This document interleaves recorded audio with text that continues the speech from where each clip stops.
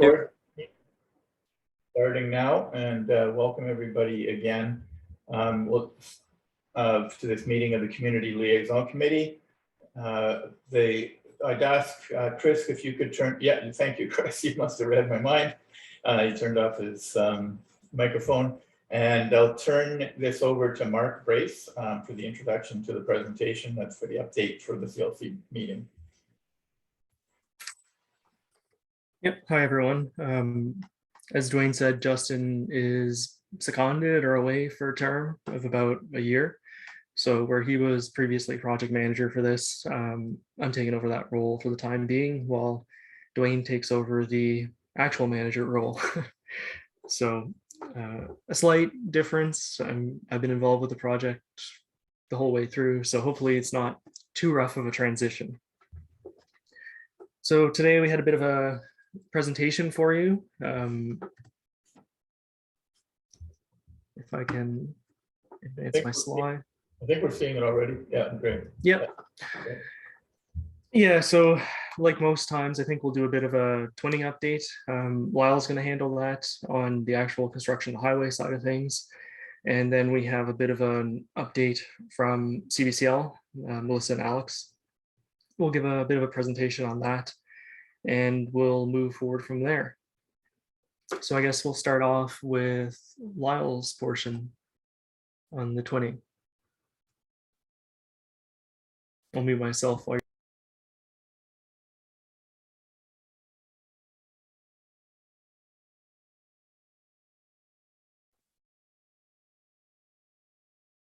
All right, no, thank you, Mark. So this is the same slide I think we show every meeting, but just kind of gives you a reference on when we're talking construction, what each section is. So I mean, section 1 between the black lines is generally 3 mile planes to the Windsor rail line.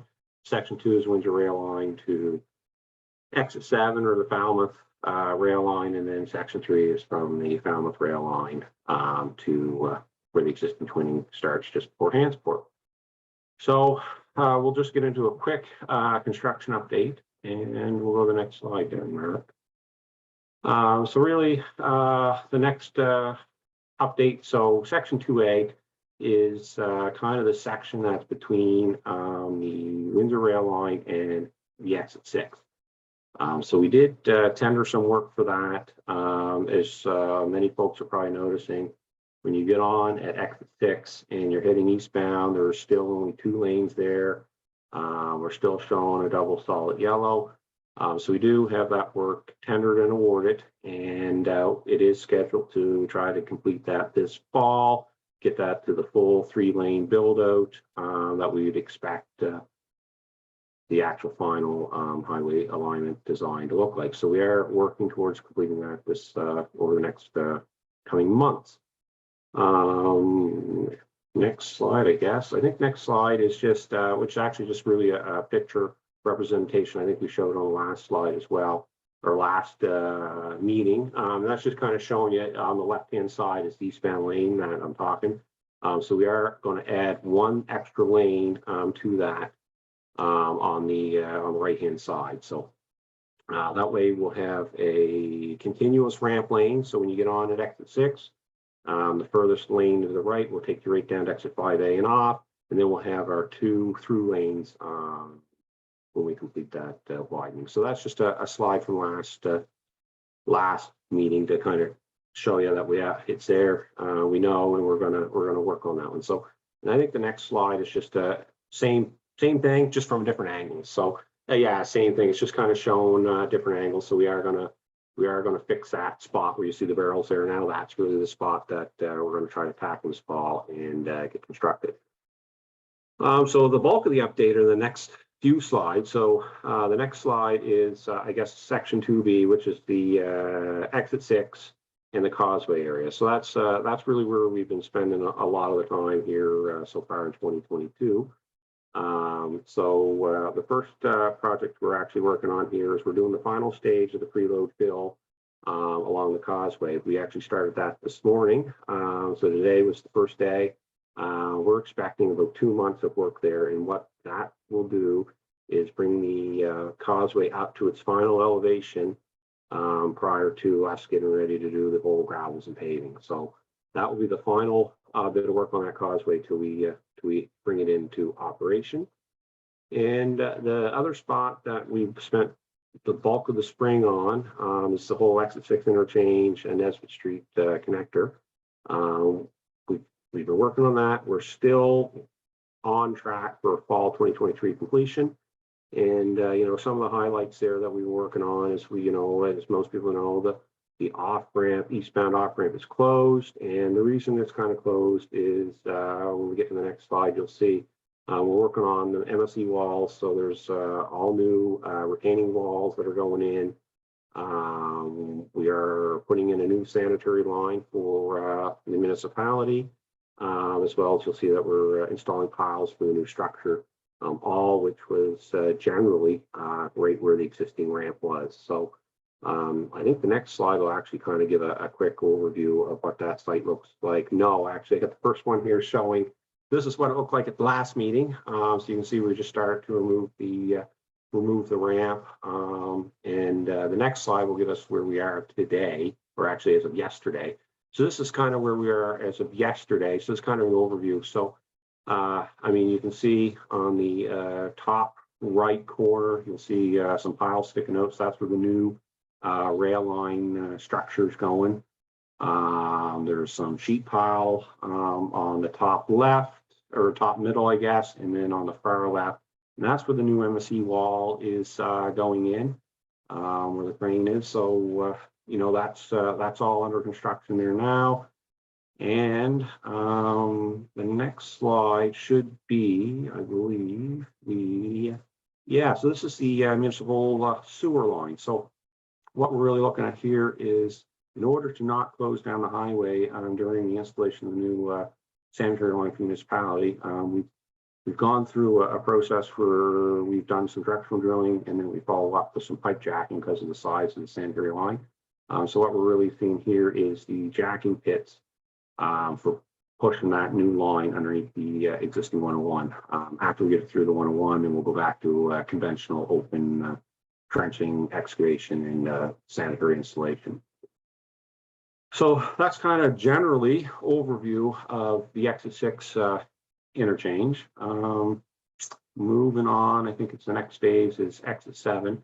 So exit 7 and twinning heading towards Falmouth. So I guess the big update, or the biggest update, is we are very close to tendering the new eastbound lanes, which have been there constructed now since 2019, 2020, paved the bulk in 2021, I guess maybe even fall 2020. So the bulk of that's been set in there. We are tendering very shortly in the month of August. The work to tie the new eastbound lanes in, resurface the existing westbound lanes, and basically put that section into service like we did section 1, which would be like the exit 5A region. So we are looking to do that and complete that before winter this year. The other thing that's been ongoing for quite some time is the exit 7 interchange. We are finally making good headway there. We are expecting to be completed this fall on that project. So we finished, finally got the abutments all in. We've got the center pier in. I know we were having some troubles there for a while on our center pier installation, but we're able to get through that. So we are really moving forward on that. We are expecting to erect diverters on the 8th of August. So as soon as them go up, that's really the home stretch for that project. So I think the next few slides are just some update pictures. So yeah, this one here is just kind of giving you an overview of that new structure for Falmouth. You got the two abutments on the left and the right, and the center pier is there in the middle where the two columns have since been cast, and we're really prepped and ready to cast the pier cap on Monday. As soon as that's done, 2 weeks time, we'll be setting girders. I think the next slide is really just enough close up, maybe up. Yeah, that's center pier cap. So as you see, the formwork's ready. Rebar is being tied this right now. Well, not right now, but tomorrow as we speak. And so we're moving along with that. And I think that might be it for construction update. I think, Mark. Yes, it is. So I guess Ken, I'll hand her over to you. If anyone has any construction questions, we'll maybe now's the time to take them, or you want to wait to the end.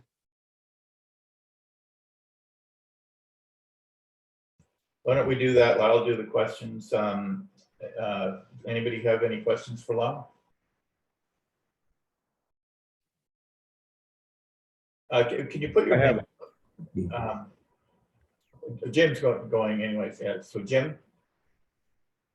Yeah, just one question. It's probably kind of small there, Lyle, but just you made reference to a wall there when you were overlooking the exit 6. I think it probably sits pretty close to the sewer area. I didn't quite pick up the acronym you referenced to. What was that? Oh, MSE wall. Yeah. Yeah, so that wall is a common wall that we've been constructing. There, you're basically what you're seeing is a shore or the sheet pile retaining to actually allow us to do the excavation, install the footing for it. But an MSE walls are mechanically stabilized earth walls. So you'll see them quite a bit. I'm just trying to think where we have one done here. We've done one just recently at the new Falmouth rail structure. But if you're heading towards Hantsport, or you're on past Hantsport, heading towards Evanport, all that retaining wall you see along the highway there, that'd be MSE walls. So basically it's a concrete cast concrete panel with structural steel tiebacks and then compacted gravel behind it, which makes a pretty good retaining structure.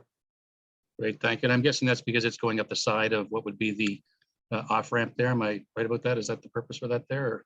Yeah, so there's going to be 3. So the actual off ramp, eastbound off ramp, will be contained with a retaining wall on both sides. So one on the highway side that you're going to be able to see, one on the rail side, and then we'll also have another MSE retaining wall on, I guess, the south side of the rail line as well. So both sides of the rail line are going to have MSE walls, and then the north side of the highway where the off ramp is. That's great. Thank you very much. Thanks, Jim. Darren? Yes, thank you very much. This is for either Mark or Lyle. That go back to that picture that you just had for Jim, where you can show the sewer pipe a little closer, maybe. Yes, that one right there, up around where the pipes are laying. I believe, and I may be mistaken, but municipality got a presentation done a few months ago, and it had a slide from a professor saying what I believe is that location, that it was a Mi'kmaq burial ground. I'm just wondering if there's any artifacts being found, or you guys are looking for any, or if that's in fact the site that the province identified in 2011 as a Mi'kmaq burial ground.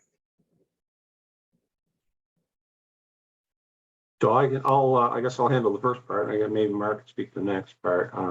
I guess the first part is the only excavation work so far that we've done is on that north side. I think you're talking to the north where the loop ramp is, Darren.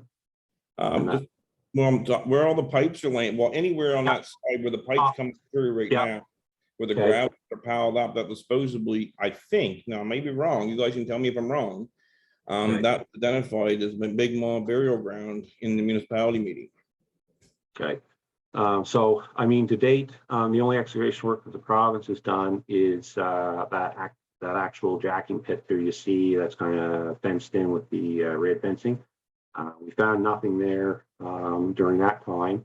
The only other excavation work we'll be doing is connecting that jacking pit to the existing sanitary manhole of the municipality.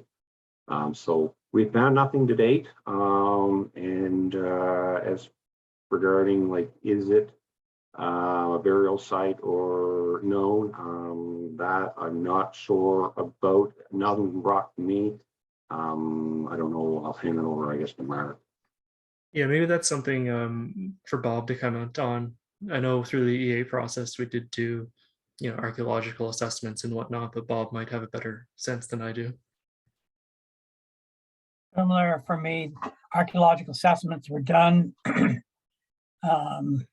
all vetted by Nova Scotia Community Culture, Tourism, Heritage. Micmac have seen all that stuff. No one's given us any comments that I'm aware of. Maybe it was wrong. Maybe it it was a different site that the municipality was presented, that was a burial site. And if it was, maybe somebody can get a hold of you and let you know. I guess, Mark, I guess you get Abe here and you have and I get the mayor here, so maybe the mayor could follow up on that with you. Yeah, if we know where that's coming from, Darren, we can certainly have it forwarded to us, just to make sure it's not within any proposed excavation sites. And we can always take a look at it, but nothing I'm aware of was identified on our side when we did the archaeological. So it would be news to me, basically. Well, the academic that did it for the municipality cited the province in 2011.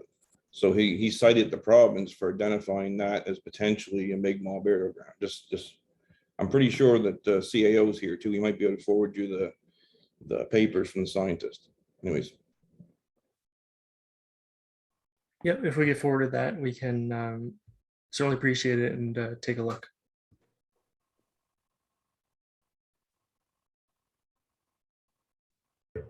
Any other questions for Lyle? Lyle, I have one. Much of the discussion after your presentation at the last meeting was regarding the detours that were going to be in place. I'm just wondering how that went. I drove through there when they were in place, but I'm just wondering how it all went and how the communications worked out. Yeah, no, fair enough. So I guess an update from since our last meeting is that certainly the province our signing authority kind of reached out. I've reached out and we spoke to, I believe, I always get this wrong. I'm going to say the president of the Windsor Township Business Association.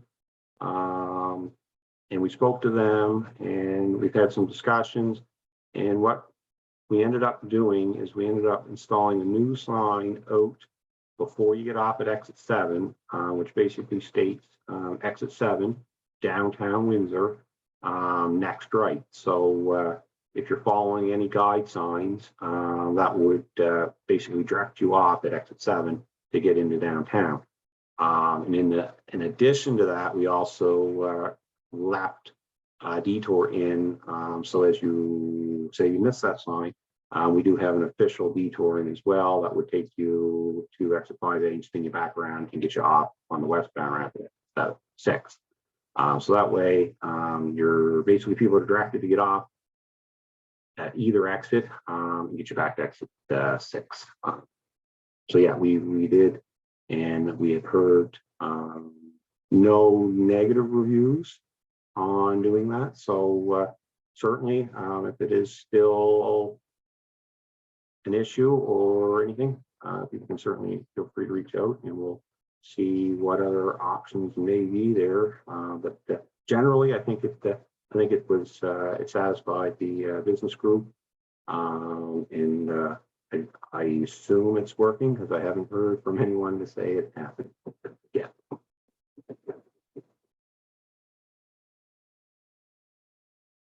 I thought it looked good when I went through on this, so that's great. Liz?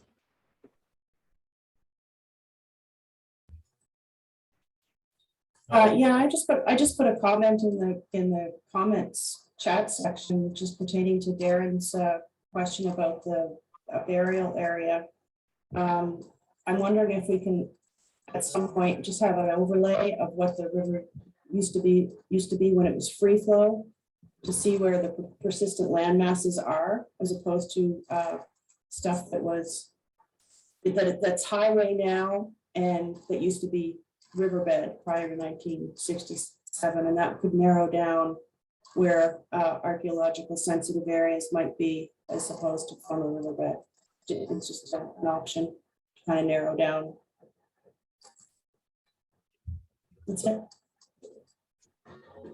So can you guys take that under advisement? Was that satisfactory, Liz? If they take that suggestion?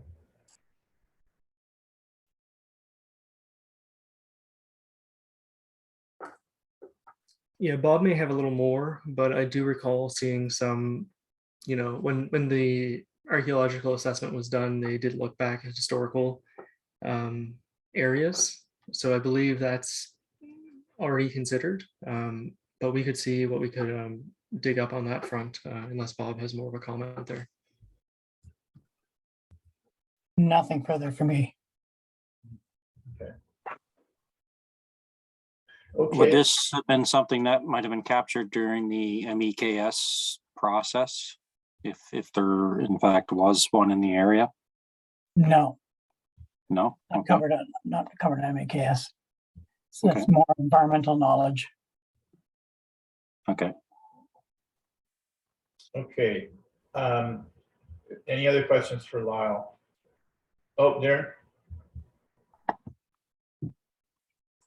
Yes, thank you. Just make it short. Under the conditions of the project under 7.3, if there's any find certain suspected Mi'kmaq origin, it has to be reported. So just maybe do your allow just your guys to make sure they look, because I believe that's the site that was brought towards the council this year. And if you do find something, you're professional, and I know you are. 7.3, just report her through, but just be diligent since it's been brought up. It's been brought up to our council and our community, and we would like to make sure respect is due. Thanks, Darren. Jim? Yeah, thanks. I'll just add a comment to Darren's comment, put a little bit of clarity on that document. I'm pretty sure it was in one of the Fort Edward documents we had that was being done as a check on a piece of property that's being looked at being engaged there. So it goes to the Fort Edward documents, and we can source those and send them to whoever needs them. Great, thank you. Okay. Thanks, Jim. Anything else for Lyle? Okay, Lyle, I think, thank you very much, Lyle. It's always, it's great to get that construction update, and it's nice to see the progress. Mark? Yep, so let me just advance here a little bit again. So, whoops. Next up is a bit of an update on the Abateau Causeway upgrading, and I assume Melissa, you're taking lead on this, and Alex to provide info as well as needed. We would be happy to. If you want to advance to the next slide, Mark. So I just want to give a little bit of a recap on the Avon River Abateau and Causeway upgrades portion of the project. Thanks, Lyle, for kind of explaining what's going on the construction side. And I'm just going to do a little bit of a recap for everyone. Some of this we went through on the last CLC meeting, but I know that it was quite a few months ago. But the purpose of the Avon River Abateau project, the primary objectives are still kind of the same. The project itself is to improve public safety, so enhanced flood protection and improve highway safety as well. But as we actually go to construct or look to how to design and eventually construct something such as the Abateau, there's some additional objectives. And you want to advance to the next one, Mark. Is that the structure needs to be designed to meet the public safety objectives, but also satisfy other regulatory requirements. So the improved fish passage, which is in compliance with the Fisheries Act, and is also identified as a condition of the environmental assessment approval conditions. So this is being implemented in consideration with the overall environmental impacts and in consultation with the Mi'kmaq and Aboriginal treaty rights. Also a consideration in the overall project is approaches to minimize environmental and societal impacts through obtaining the approvals to move forward with this and maintaining compliance with the EA terms and conditions. So just to kind of give a high level kind of overview of the different pieces, again, for those who haven't maybe seen it, this is just a schematic of what the project could look like following approvals. So the Lyle mentioned that, the new dike right along the existing highway, that's also kind of moving through with preloading. The new highway bridges moving over the Avon River Abateau and the Abato, which is located no longer with the infrastructure. So these are still under review by regulatory agencies. It has not been approved, like we have not received approvals to construct or operate the Abato in any fashion. Those are still under active review, and a new kind of realigned channel. If you want to move to the next one, Mark. Perfect. So the Department of Agriculture has a series of different dikes and abatos that they maintain. So the ones that we're kind of referring to are the ones listed there, denoted as A. So what you see there as C and D, so those are other dikes, but located in the vicinity. So any other upgrades or enhancements to these existing dikes are being done to help community protection, are being done under a separate project. But just for anyone who's been hearing about any other projects or involved in other aspects, those are part of separate projects, though they're close to the project area. We just wanted to have those denoted. Move to the next one, Mark.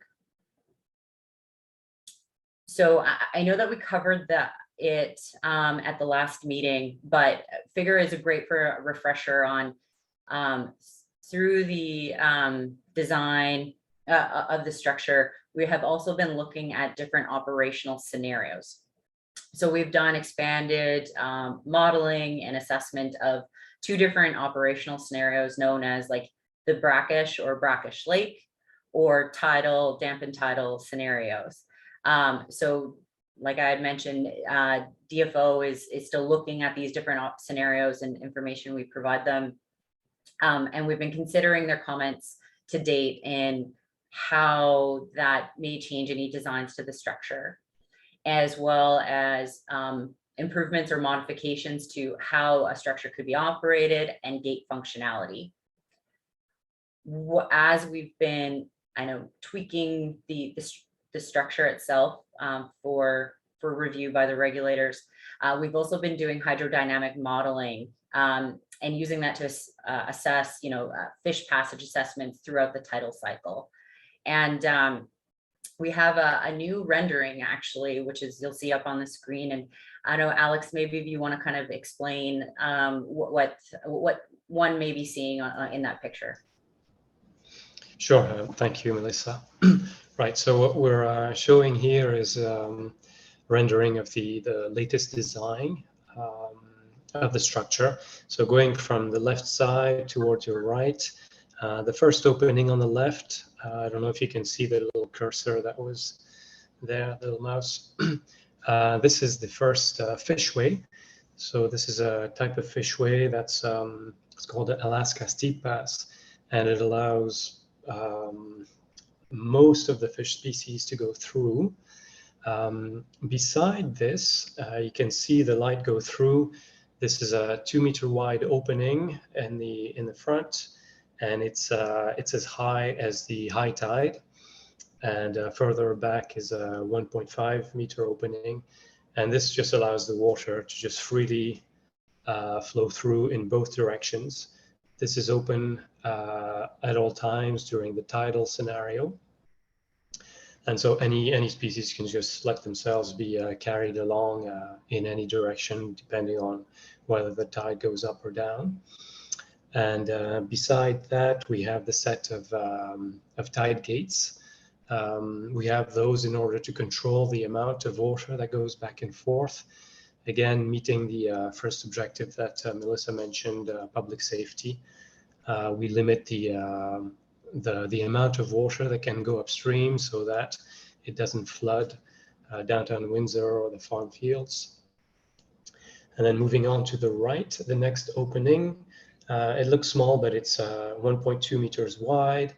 And there we go. This is the eel ramp. So this is a ramp specifically designed for eels, which will have different sizes of substrate to allow different sizes of eels, different levels at their life stage, to be able to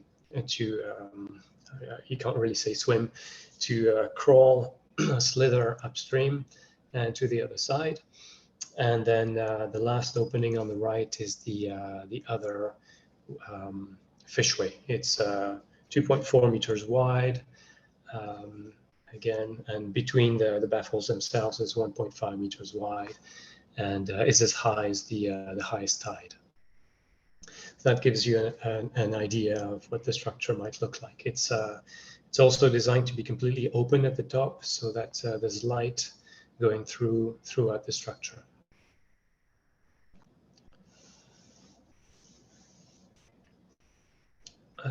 Next, I'm going to discuss the different operational scenarios. Thank you. Right, so these are scenarios that we've presented before, but following DFO's comments, we've looked in more detail. Like Melissa mentioned, we did some more intensive modeling and assessments. But to summarize again, what we call the brackish scenario allows the two fishways to remain completely open 24/7. There's never any gates that close. Same with the eel pass, eel ramp, always open. Then we have in the middle, in the main channels, roller gates that will go up and down, essentially to maintain the water level upstream. So when it rains, they'll open to drain the water downstream. Some tidal exchange will occur mainly through the fishways, a little bit through the eel ramp. And there will be a little bit of water level fluctuation, but 1 to 2 feet maximum. And essentially the target water level for that scenario will be the same that was there a couple of years ago, 9 feet. And with this scenario, some tidal water goes through the fishways as mentioned, and so the downstream part of the lake area will be somewhat brackish, which is why we call it the brackish lake scenario. There'll be about 25% of the lake area affected by some of the salinity.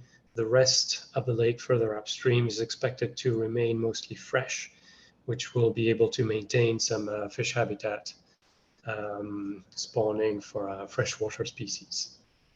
The other scenario, dampened tidal, which we also looked in more detail, includes the same thing, the two fishways always open, but in this scenario, as I showed before, there's also a permanent vertical opening that's 1.5 to 2 meters wide, and the whole height of the tidal height being completely open, always open. There's also a little bit of control by the gates beside, again to manage the drainage when it rains, or to protect against extreme tides. And the goal in this instance is to maintain as much tidal exchange as the upstream system can handle without drying the area upstream or affecting the populated or farmed areas. So in this case, there certainly will be a lot more tidal influence and saline influence, such that during high tide, approximately 2/3 of the lake area will remain saline without reaching the ski martok intake, whereas during low tide, the fresh water coming down from the rivers is expected to mostly render the area freshwater. Following this, I'm going to show some profiles to visualize a little bit what the water would look like through the structure. Next slide, please. Oh, sorry, before that, you can see a little bit the extent of the water for the different scenarios. So in here, we're looking at the slightly brackish scenario, and we see essentially the extent of the water being similar to what was there a couple of years ago, and maintaining that that level. Thank you. Next slide. Right. So during the brackish lake scenario, and that also applies for the freshwater scenario, during low tide, we have the on the right side would be the lake, and the water would then be flowing downstream, going through the first set of gates where you see that red little square or rectangle. That's the active gate that's completely open, so that lets the water flow through. And then the yellow rectangle further down is where the flap gates are, which essentially protect against the tide coming right in. So when during low tide, the water is just going to flow through the structure, push open those flap gates, and continue downstream. So this is generally what it would look like through the main channels. Next slide, please. This shows a profile through the fishways. So the fishways are ramps, and they have slightly angled, almost vertical baffles. Everything is very carefully designed so that we maximize the potential for fish passage through this. The idea is that the velocities near the surface with this system are made as low as possible so that the fish can swim. Even the weakest species can have the best chance of swimming upstream. So what we see here is when the tide is rising and the tide has risen above the upstream lake level, then the water is flowing right through the fishway, through the baffles, and as you can see, just right through towards the lake area. In this condition, there's no impediment at all to any fish being able to pass through. Even the eels can get carried along if they so desire, if they're there. But of course, there's also an eel ramp to make sure there's full passage potential for the eels as well. But otherwise, every species that can get carried along, whether they swim near the surface or the middle of the water column, can just let themselves be carried upstream during high tide. Next slide. Right, so this is the eel ramp, essentially designed according to the Fish and Wildlife new guidelines that just came out a couple of years ago, which are regarded as being the main reference on the continent. So there's essentially a series of ramps as well as little platforms for the eels to rest and then carry on further upstream. There's a sprinkler to allow a little bit of water to trickle down and maintain that surface wet at all times, so that the eels can crawl upstream and above the water level, so that they're not affected by any flow going either way. It's just a wet surface that they can comfortably crawl along and then just slide down on the other side. The sprinkler stays on even when the tide is high to prevent sediment from blocking those sprinklers. Next slide. All right, so this was the presentation for the slightly brackish scenario. Now we're looking at the dampened tidal. So in this case, the water level will fluctuate up and down in the lake area, and this is a representation of the extent of the water during high tide, essentially. So we'll be a little bit lower. We see here we're at 1.5 meters, a little bit lower than in the previous scenario during high tide. But as you can see, the water extent is fairly similar. Now during low tide, and this is a bit the extreme low, if you will, during dry seasons, then the water level will be essentially reduced to the freshwater channel as the water just drains through the low flow channel in the estuary. This is very similar to a natural natural estuary. You can see just above that in the St. Croix and the rest of the Avon River, similar situation during low tide. Most of the area is dry. So this is a fairly natural sort of behavior or fluctuation of water levels. Next slide. Right, so here we see in the dampened tidal scenario a cross-section through the vertical opening. So as I mentioned, there's a 2-meter wide opening, which reduces to 1.5 meter wide to spread, I guess, the change in water level. So there's not too much of a drop in water level for the fish to swim against, and so that the fish passage is maximized.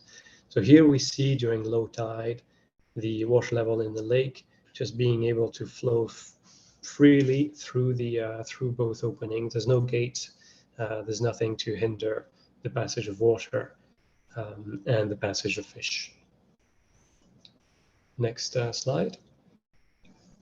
The eel ramp, sorry, this is the fishway, and this is again similar to what was in the previous scenario. Exactly the same sort of behavior. So during low tide, the water will just flow over the crest and flow downstream through the baffles and circulating in such a way that the velocities are minimized for the fish to be able to have the best chance of swimming upstream. Next slide, please. And finally, the eel ramp, similar thing, no change from the previous scenario. This is always active, high and low tide, all dry or wet conditions, working 24/7. Next slide, and right, finally, we see here what happens in the high tide. During high tide in this dampened tidal scenario through that vertical opening, water again flows unhindered from the tidal side into the lake, and there's a gradual reduction in water level through, again to minimize changes in velocity and changes in pressure, so that it's the easiest, smoothest path for the fish to be able to navigate from the upstream side, so from the tidal side, the estuary side, to the upstream side, lake side. I believe this is my last slide, so I'll let Melissa continue from here. Thanks, Alex. From here, through conversation with the regulators, slight updates to the design, we also are moving through the regulatory process with the design. So I wanted to provide an update on a few of the items as that are evolving or steps that have occurred since we last spoke, including providing additional information to Nova Scotia Environment and Climate Change with regards to this project. They were interested in these additional scenarios. We wanted to provide an update to the structure and any changes to potential effects. Moving through the Transport Canada approval process as well, and DFO. I want to move to the next one, Mark. So we've been working with Nova Scotia Environment and Climate Change on providing additional information to them on the Abateaux project. So for those who are aware, the project as a whole, so the 101 project from 3 Miles Plains through the Falmouth, did receive approval in June 2017. One of the EA approvals being the CLC, and a few of the mandates that we're using forward with the design, such as working with DFO for design of the structure for fish passage specifically. So as we've been moving through the process, Environment and Climate Change asked for some more information on the Abateaux. There wasn't an enormous amount of information in the original environmental assessment. Nova Scotia Department of Public Works did work with CBCL to provide additional information back to Nova Scotia Environment and Climate Change in April. So the main objectives were to provide more information on the engineering design, the operational scenarios, and then also how those may change potential environmental effects from when the original assessment was taking place. So that document has been provided to them, and they are still reviewing that document. And it's in parallel with the regulatory review. There's still ongoing consultation with the Mi'kmaq going on with that document as well. Move to the next one. For Transport Canada, the project itself will require an approval under the Canadian Navigable Waters Act. The approval was submitted originally in December 2020. And as the project has moved forward in the design process, we've been providing additional information to Transport Canada to consider as part through their review process. And people may have commented when the approval was on the public registry for comment. So Transport Canada is still reviewing this application. It is also kind of tied together with the DFO approval and joint consultation on behalf of the Crown, federal Crown. So it is still ongoing with consultation with the Mi'kmaq, which is being done, I believe, in parallel with DFO. So if there's any other changes to the design, we would continue to provide that information to Transport Canada as part of the project. But an approval has been put forward for that. Next one. So an update to the DFO Fisheries Act authorization application. So I think we met last in May. So some of this will look the same, but since we've met last, we have provided additional information to DFO for their evaluation in June of 2022. So this was at a request of some of DFO's comments to provide additional information on the Abateau functionality, such as the gate configurations, and also to assess fish passage through the structure with these slight changes and modifications. And we're going to get into a little bit more detail on that as we progress on to the next slide.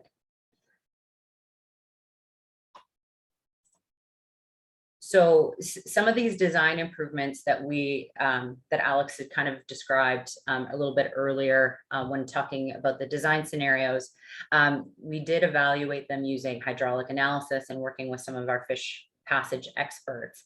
But a few of the things that we're looking at specifically was using the hydrodynamic modeling to understand the velocities within and near the Abateau structure.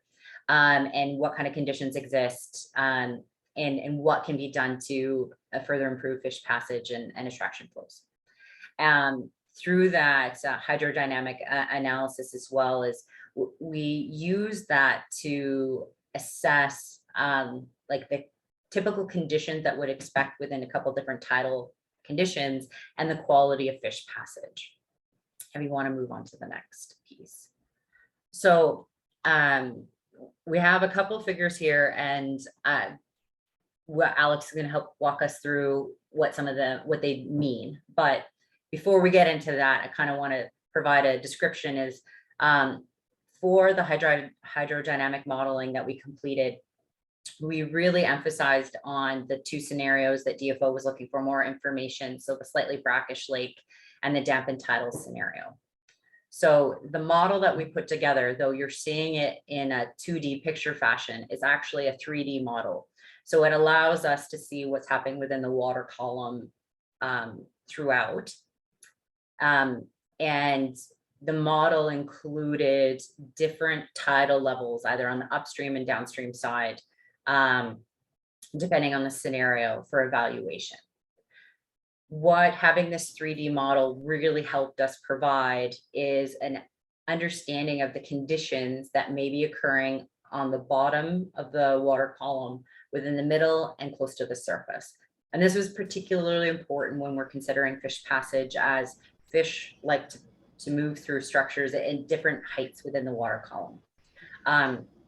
So we are able to use, close to the bottom assessments for those fish that are moving, benthically, or like close to the bottom of the water as they're approaching the fishway or eel ramp, to understand how they were going to move through the system.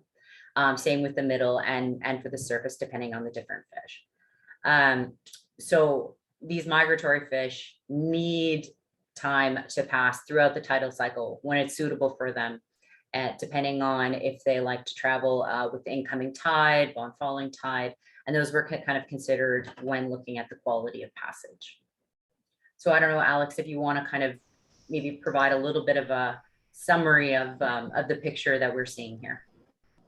Sure, thank you. I mean, you described very well the goal of the model, and essentially DFO had asked us to really look in more detail at how easy is it going to be for fish to arrive from the estuary to reach the downstream pool, and then sense the water coming from the fishways or the vertical opening, then be able to be attracted by that, navigate towards it, then swim through, and then after that be able to still swim past the structure and continue their way upstream through the channel in between the two structures and through the existing structure as well, to finally be able to enter in the lake area and the spawning ground. So this was the goal of the additional assessment, to really look through the entire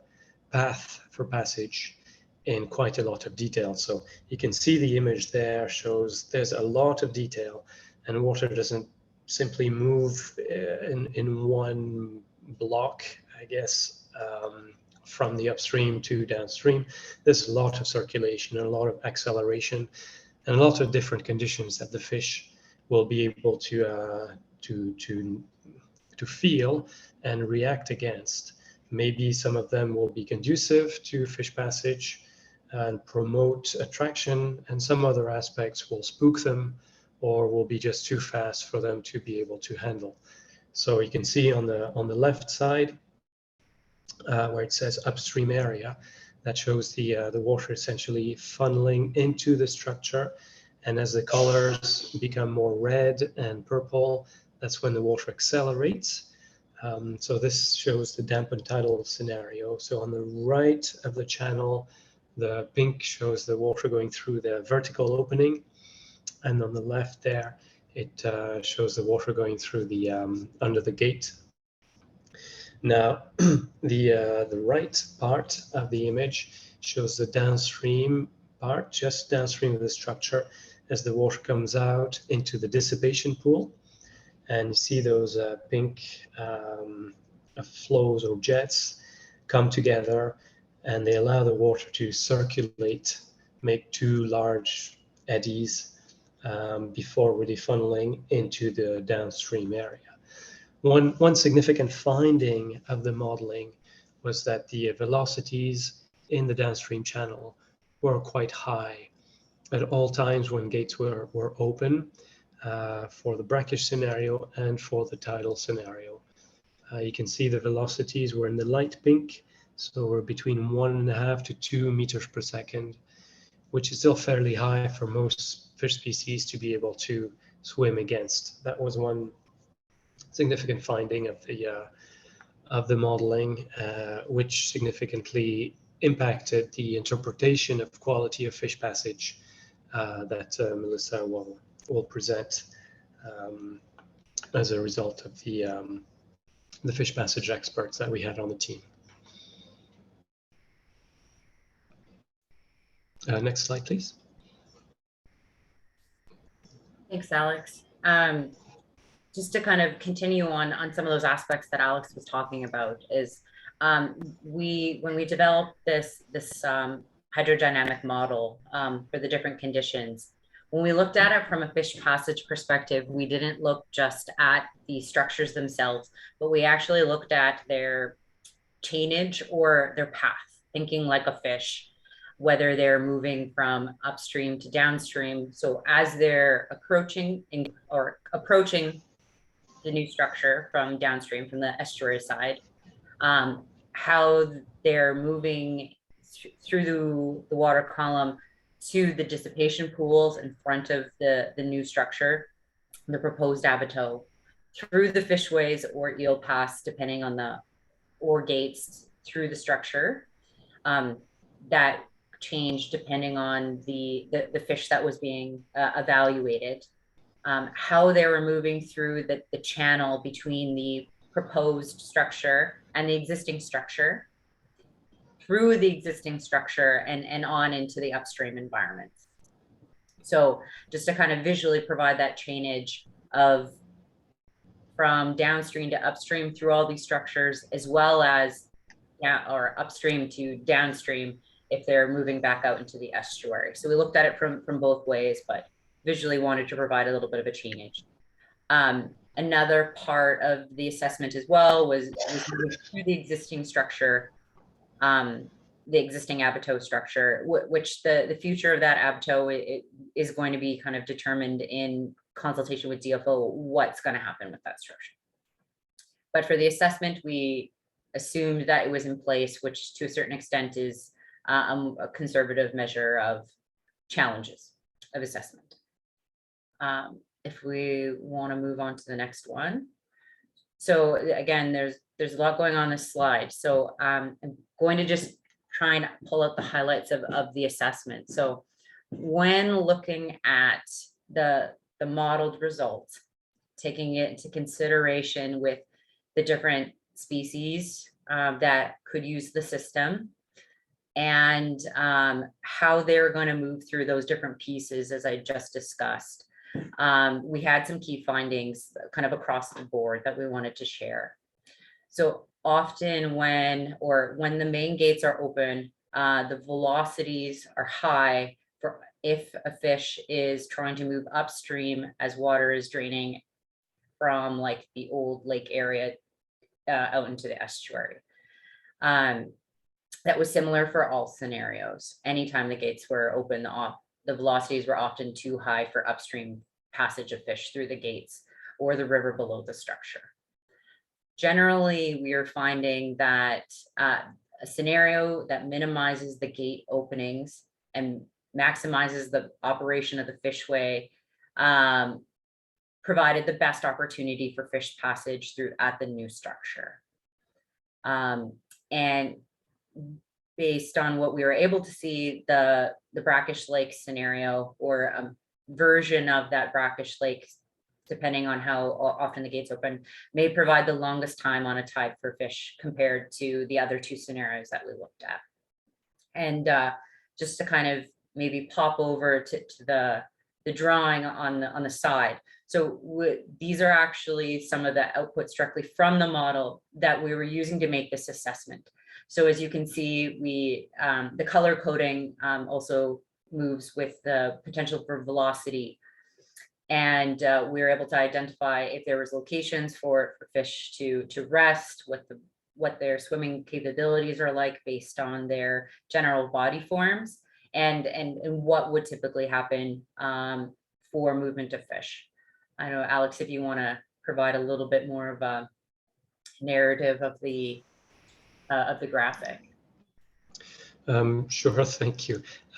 So similar to before, essentially what we're showing here is just the outlet of the structure. So water's coming out of the structure into the dissipation pool and then entering the downstream channel after that. So in here, this shows actually the brackish lake scenario with one of the sets of gates open. And you can see the rush of water in pink and purple jetting very fast out of the structure and then circulating outwards back through the dissipation pool. So even the water coming back is fairly strong. We're very close to 1 meter per second, which some fish species can handle, but not all. But it is too fast for fish to rest. So the fish that would want to reach the fishway and swim upstream would need to find those resting areas.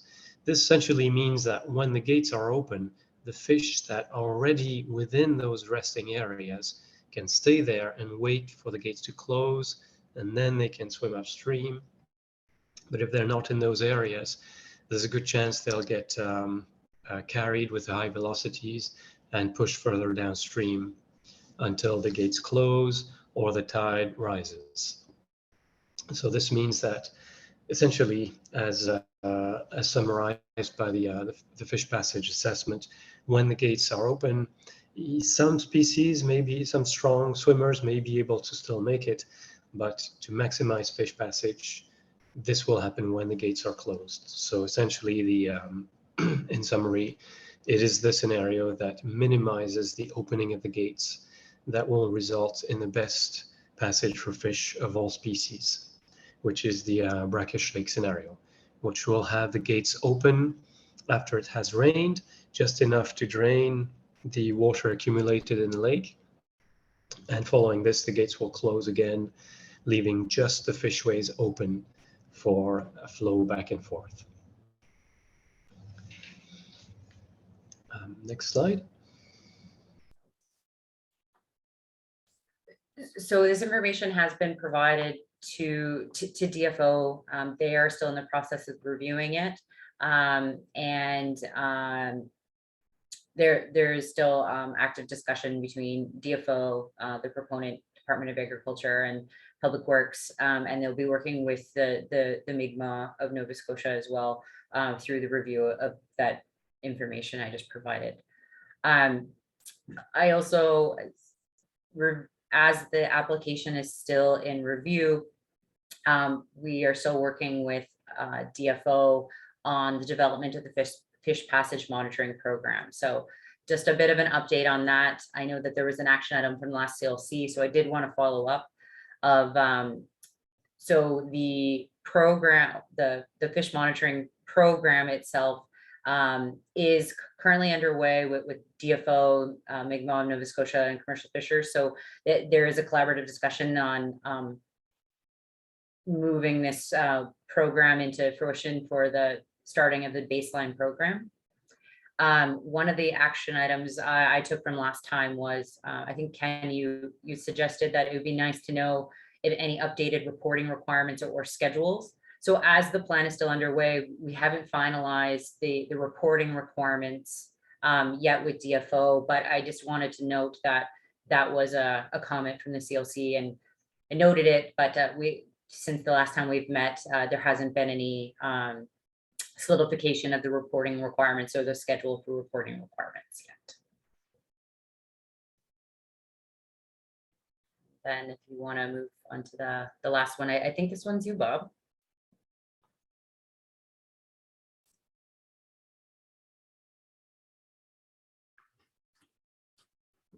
Bob can comment, or I can take a quick run through. Just the general next steps.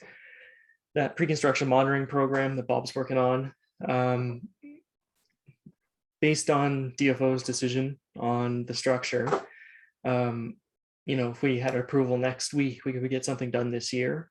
But given the timelines and meetings and things that need to happen in advance of that, likely major construction wouldn't happen before spring of next year. And then below that is the DFO regulatory approvals. Should emphasize that we've provided this information to DFO with, suggestions on what scenario may be best for different reasons, but at the end of the day, it is their call. They can approve or modify as they want. So we're really looking to get some feedback from them as soon as we can. So once it's approved and tendered, construction is probably 2 to 3 years. Between the bridges, the abattoir, it's pretty extensive. Once that's in place, then the post-construction monitoring that we're talking about would be ongoing for, currently planned, I think, for 5 years, just to make sure that what we're proposing and what we're saying is going to occur is occurring. And if there are any issues identified, adjustments can be made, whether it's to gate operations or whatever is on the go. Consultation to be ongoing, and this committee will be ongoing, I think, normally into post-construction. So that's all lined up for the next, for a good while, I suppose, at this point.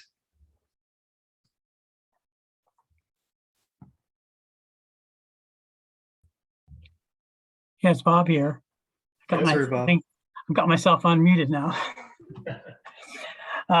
So there's several years still required to complete the highway work, which you can't really be finished until the new Abatoir is functioning. So we have time, have 2 years, 2 to 3 years to get some additional baseline information.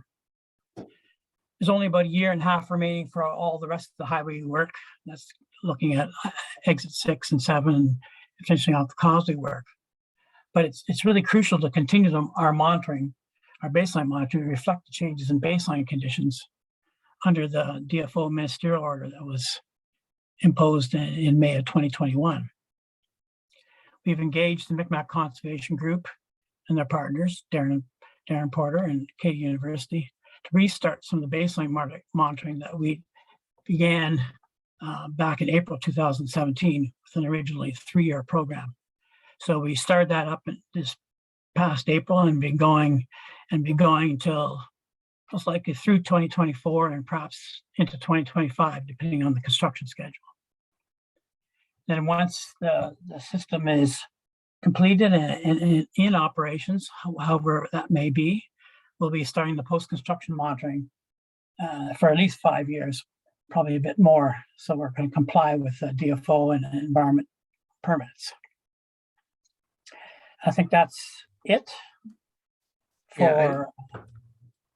Yeah, sorry, Bob. I was just thinking, I don't know how much it was brought up at, in these meetings about the monitoring programs, but it is fairly important to have a good baseline so that we know what's going on today to confirm things are improved, right? As we go forward, you need a baseline to see what your difference is, because if we have no information and then we open the structure and we see some level of passage, is that better than before? Is it worse? Is there issues? It's really hard to tell. So I think that good quality upfront monitoring is pretty important to the success of that program. Good point.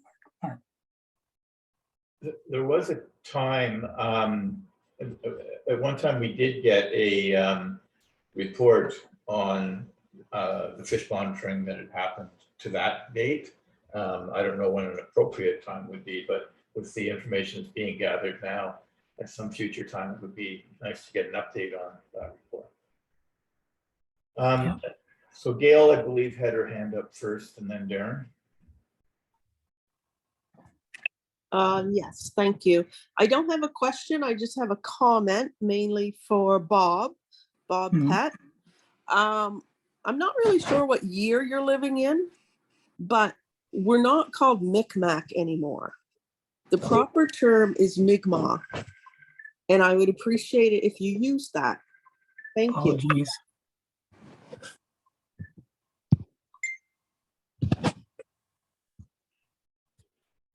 And Darren, and then Liz.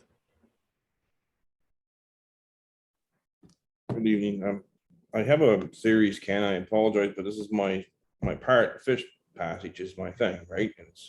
And we're, as everybody knows, 2 meetings ago, the commercial fisheries, with the change in scope of this project from a repair to a new dam covering approximately 20 more hectares, is now displacing our fisheries. So this is a fairly important meeting for me, and I'd appreciate just a little, if possible, a little extension on my question, if you don't mind.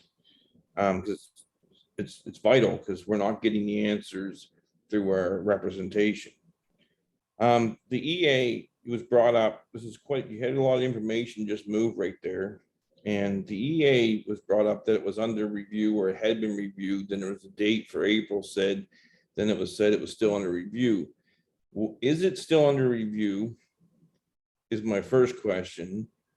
And my second question is, if it's not, was the April date the finish of the review? Could that was Melissa Rutherford, I believe, but I thought it might be more appropriate for a provincial person than somebody from CBCL.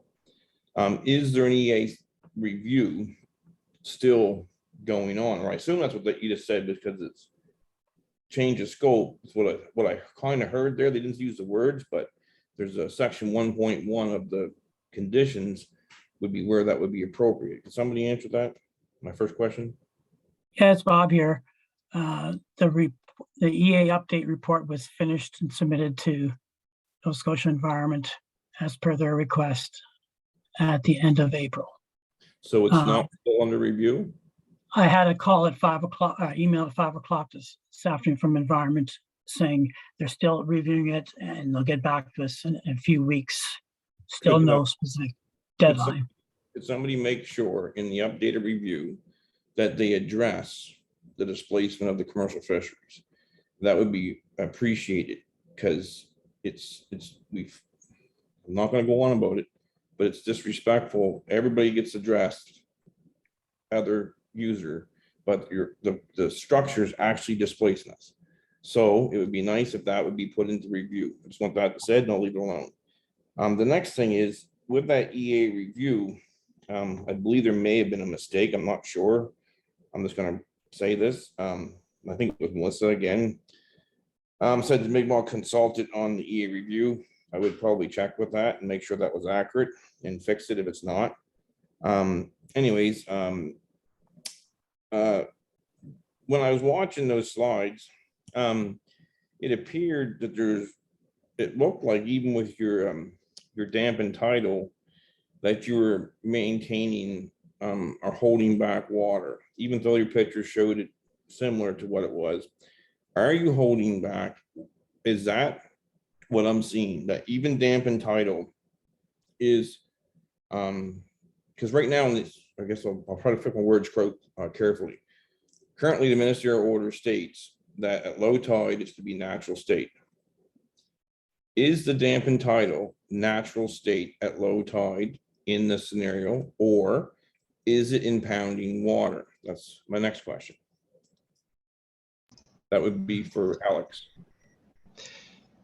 Yes, sure, Darren, happy to answer that question. The answer is yes, there is some impoundment of water. The assessment that we have done is outside of the ministerial order. Yes, I understand that. No, I just don't, Yeah. no, thank you, Alex. That's all I need. I want to try to make this quickly. So just wanted to know that it looked like it was impounding water. I just want to make sure. The next question is with Brackies Lake, you had made reference to it not, I believe, not going past the Falmouth Bridge, the salinity. I'm not sure how that's possible. This is going to be a statement. When you had a Brackies, when the Department of Agriculture created a Brackies Lake scenario in 2020, the salinity traveled all the way up because they weren't flushing out the salt water all the way up past Maritock. And I know you guys said I believe you said you were stopping the water at Maritock's intake, but that would still go up Malcolm Manning's channel and affect his greenhouses likely, and or his cattle. And it would affect O'Leary's wells potentially because you'd be holding that water back. Now, we measured the water, our team, and currently we're putting together something simple. I've asked Dr. Trevor Avery to do this in anticipation, to put together what we collected as data to show the migration of the salt water because of the fact that you were impounding water. There's no way to stop, in my opinion, from what I've seen, there was no way to stop an impounding of water at the Falmouth Bridge. It migrates because it's not being released at low tide. That's just a statement, and we're trying to put together something right now to bring forward to show people. I just want people to understand, unless there's some magical thing that I'm not aware of, so perhaps that's my question. Is there some way you can stop that salt water at the Falmouth Bridge? Because in holding back a lake-like environment, because in my opinion, from what I've seen and what I collected for data with others, Katy University, Mi'kmaq Conservation Group, and as well as some residents collected saltwater salinity samples upstream, That will migrate if you do not release it at low water. How are you planning on containing that salt water in the lake? I guess, how do you plan on containing that salt water in the downtown area? Mhm. Right, so I'll do my best to answer your question. So the main difference, I guess, when we're talking about quite different conditions. What happened with the ministerial order is that they asked for the main gates to be opened a certain amount of time. Now, we don't know the exact durations during which the gates were open, so we weren't able to measure exactly the volume of salt water coming upstream. But essentially, the conditions are quite different, keeping the gates of the existing structure open versus the new structure with a very well controlled amount of salt water coming upstream. That's one. Well, the ministerial order wasn't in place when they impounded. When they allowed 10 minutes of salt in a day or 20, they started off with 20. I believe actually Councillor Ivey even got a picture of Kevin Beckers and I believe a DFO official on the gates when they were measuring the time. When the fish kill happened in Windsor in 2020, it wasn't because of the ministerial order, but they went with that anyway. They're trying to fix a problem quickly. They went and they impounded water and didn't release the salt. The director, Kevin Beckers, and an official from DFO put in 20 minutes of salt, and then they went down to 10 minutes of salt, each tied outside the ministerial order. And when they did that, they released each day, but then they kept impounding water. And what happened is the salt migrated all the way up through the system. We measured it, go up by O'Leary's, and it went past O'Leary's, and it went all the way up the Sanchez Bridge, and then it went as far as Castle Friedrich Road and farther because it wasn't being released at low tide. The ministerial order that came into place now releases the water at low tide and it hardly goes past the Falmouth Bridge because it's no longer being impounded, it's being released. Do you understand what I'm trying to say there? And we have the measurements. So if CBCL wants those measurements, Katy University, the Mi'kmaq Conservation Group, and myself have them. And what I'm seeing on that screen will affect every farmer in Falmouth and the O'Leary's at low tide and everybody else. And I just want to make sure that's on the record that we have the evidence that salt will not stay in Windsor. It will migrate if you impound water.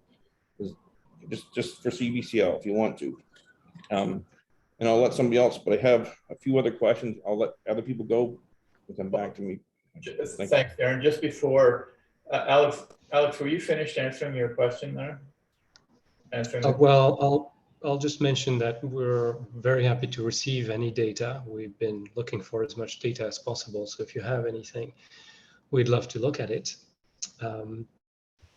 And like you mentioned, the way that the gates are opened and closed and the timing is very important to how the salt is managed.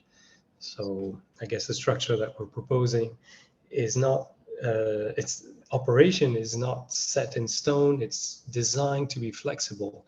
So if there's any adaptation that will improve things for one group or another, it's certainly something that can be included. But nothing is set in stone. That's essentially what I'll say for now. Thank you.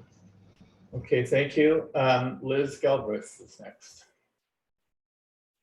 Hi, thanks. I can put my question in the comment section. I was just going to ask Alex, when a fish, as you say, doesn't make it through the structure because of the high velocity, does it die and then get smashed around in the structure?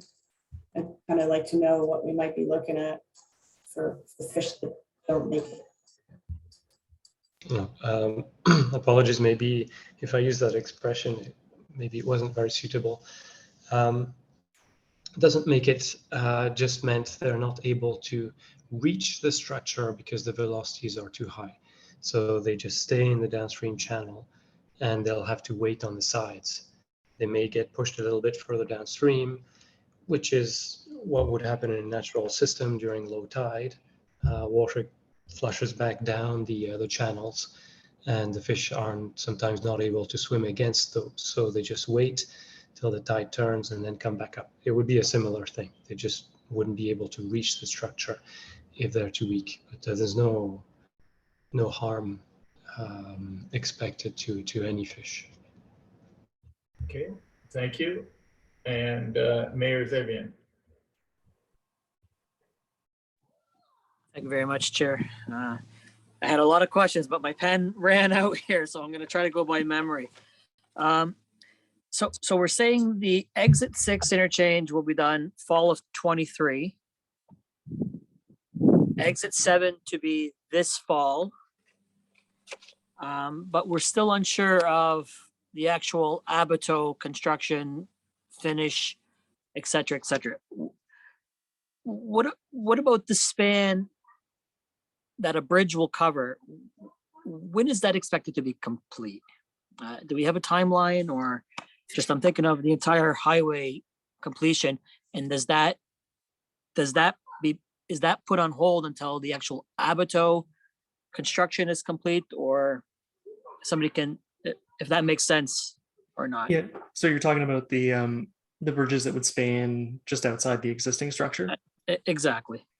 So currently, with the soil stability, we can only go so high. So we're planning on having those bridges essentially be protected by the abateau. We're looking at maybe additional bracing to help accelerate construction, but the risk is in a very high tide storm event, you could have the water reach the bridge heights that we're looking at right now. So even if we were starting a little bit of construction, we wouldn't allow vehicles on it. So I guess in short, to answer your question, yeah, I mean, those bridges would not be open to the public without the construction of the abateau structure itself.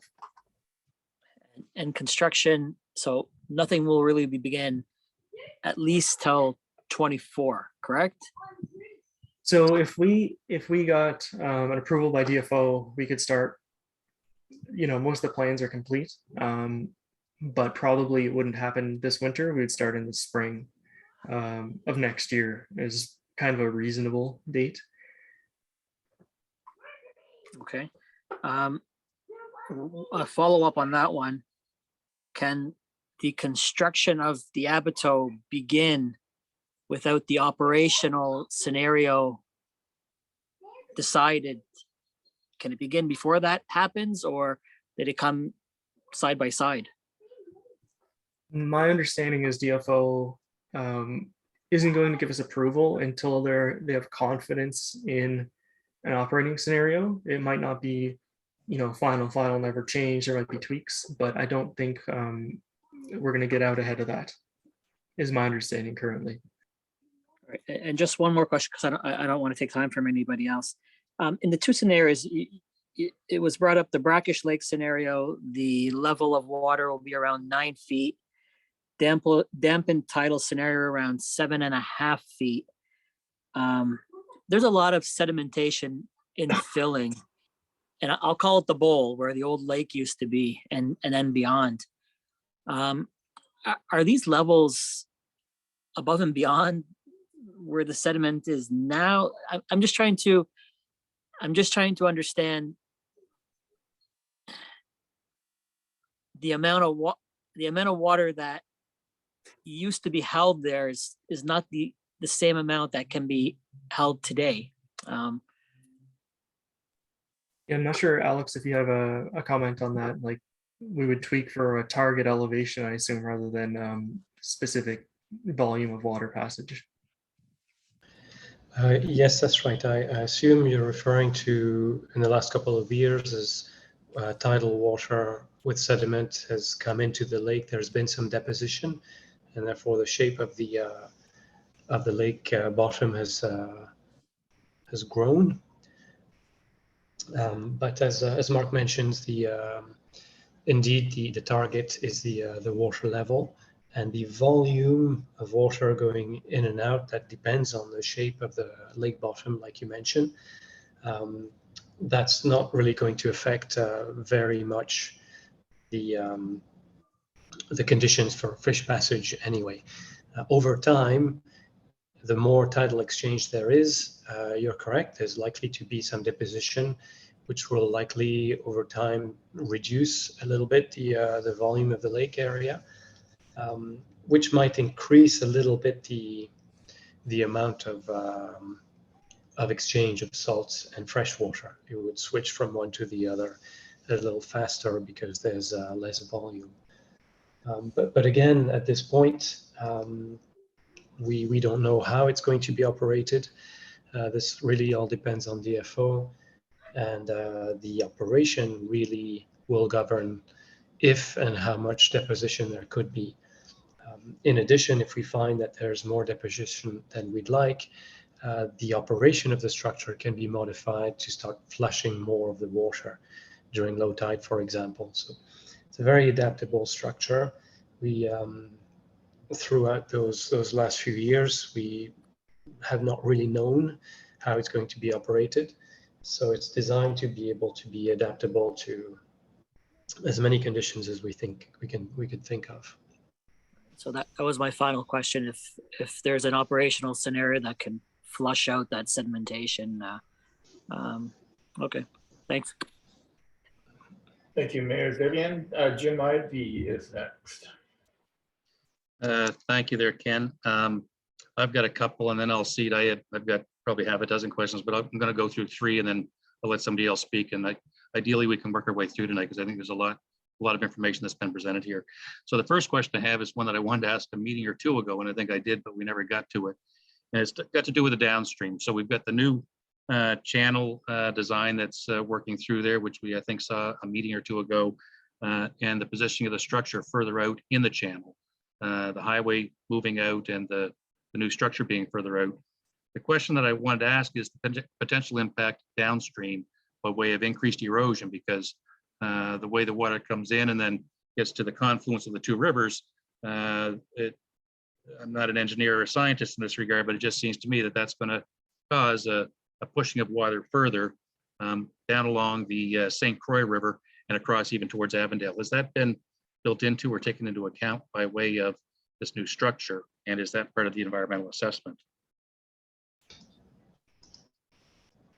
I'll be happy to try to answer as best I can this question.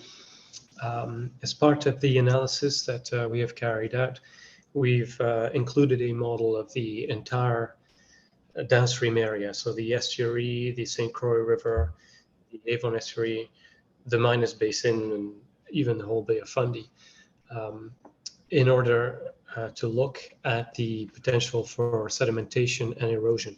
We've also had St. Mary's University look at the historical evolution and change of the entire coastline of the Avon estuary, to look at historical changes resulting from the construction of the causeway versus natural changes in the system.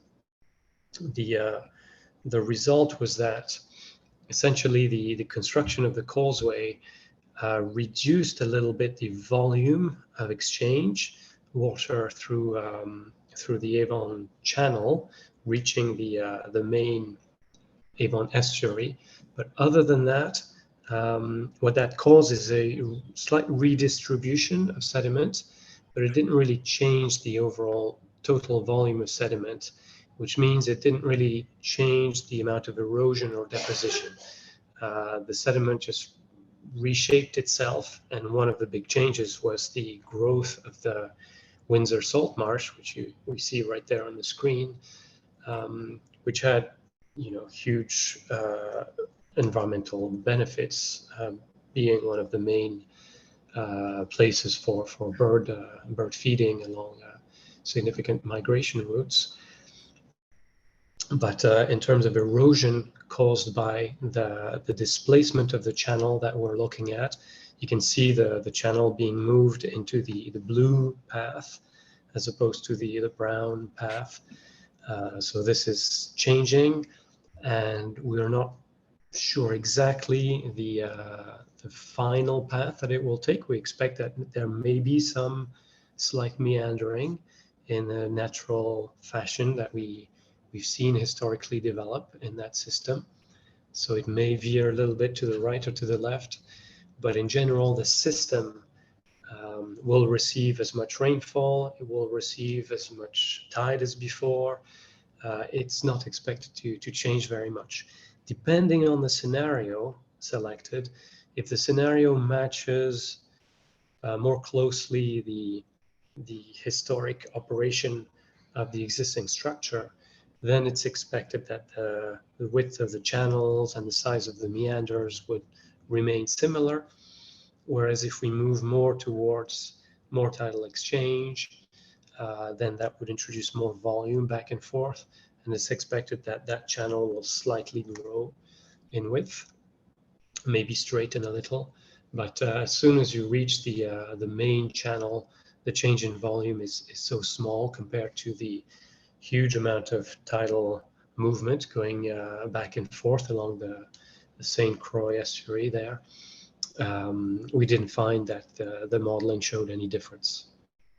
Okay, thank you very much. I really appreciate that, Alex. As I said, it was a prior question. I want to get that out of the way so I didn't forget it.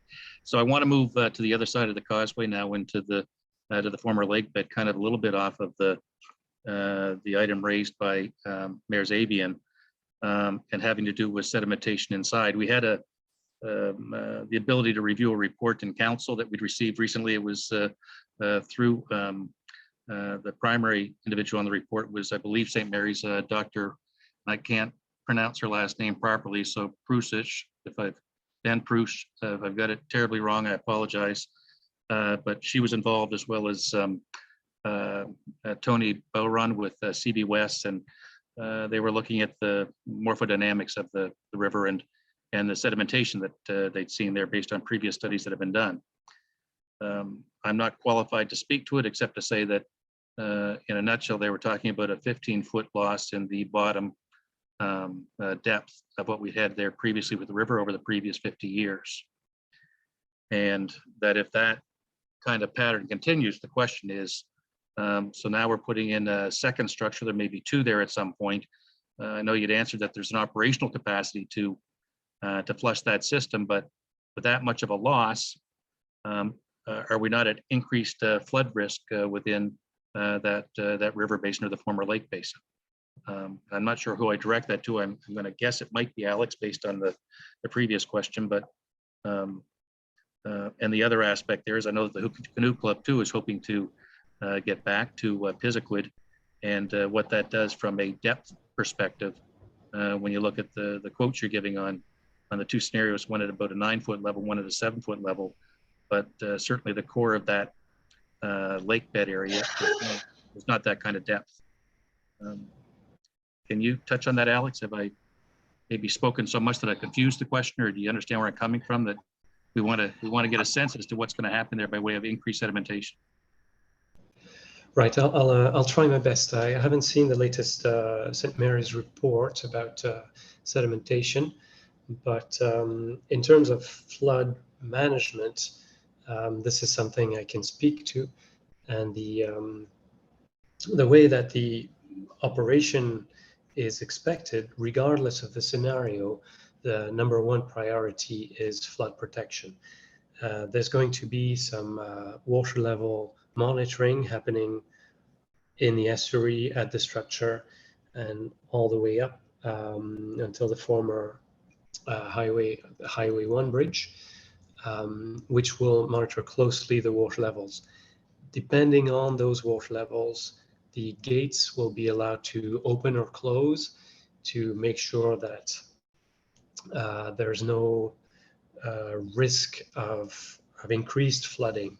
I mean, flooding is always a risk. If we get the 1 in 1,000 year storm, it's going to flood. There's nothing we can do about that. But we don't want to increase flooding risk compared to current conditions, including with climate change, where you want to contain and control those flooding risks as much as feasible with this structure. So there's going to be some monitoring, and the gates will be operated in order to control as best as possible those flooding risks. The capacity of the new gates will approximately be twice the capacity of the existing gates. Now, the existing structure will be removed as a commitment by Department of Transportation, Public Works. That will be removed, therefore that will no longer be a constriction in the system, and therefore there'll be much more capacity if needed to drain extreme storms and water levels. Again, with the flexibility of the structure, it is possible to flush out the system if and when needed to allow some restoration of the low path of the thalweg in this system. But again, we don't know currently which way DFO is leaning towards. So the best we can do is offer flexibility and the ability to react to different events, natural events, in a safe manner. Let me know if this didn't quite fully answer your question. No, it does, and I understand the uncertainty, so I appreciate that. And I guess sort of where I go with this is that if the former lake basin continues with increased sedimentation, it increases the risk of flooding inside. We saw earlier in the slides there, I can't quote the number just off the top of my head, but it showed there were illustrations of dike work that was being done on the outside of the causeway. They were labeled as A, B, C, and D, but there was nothing inside.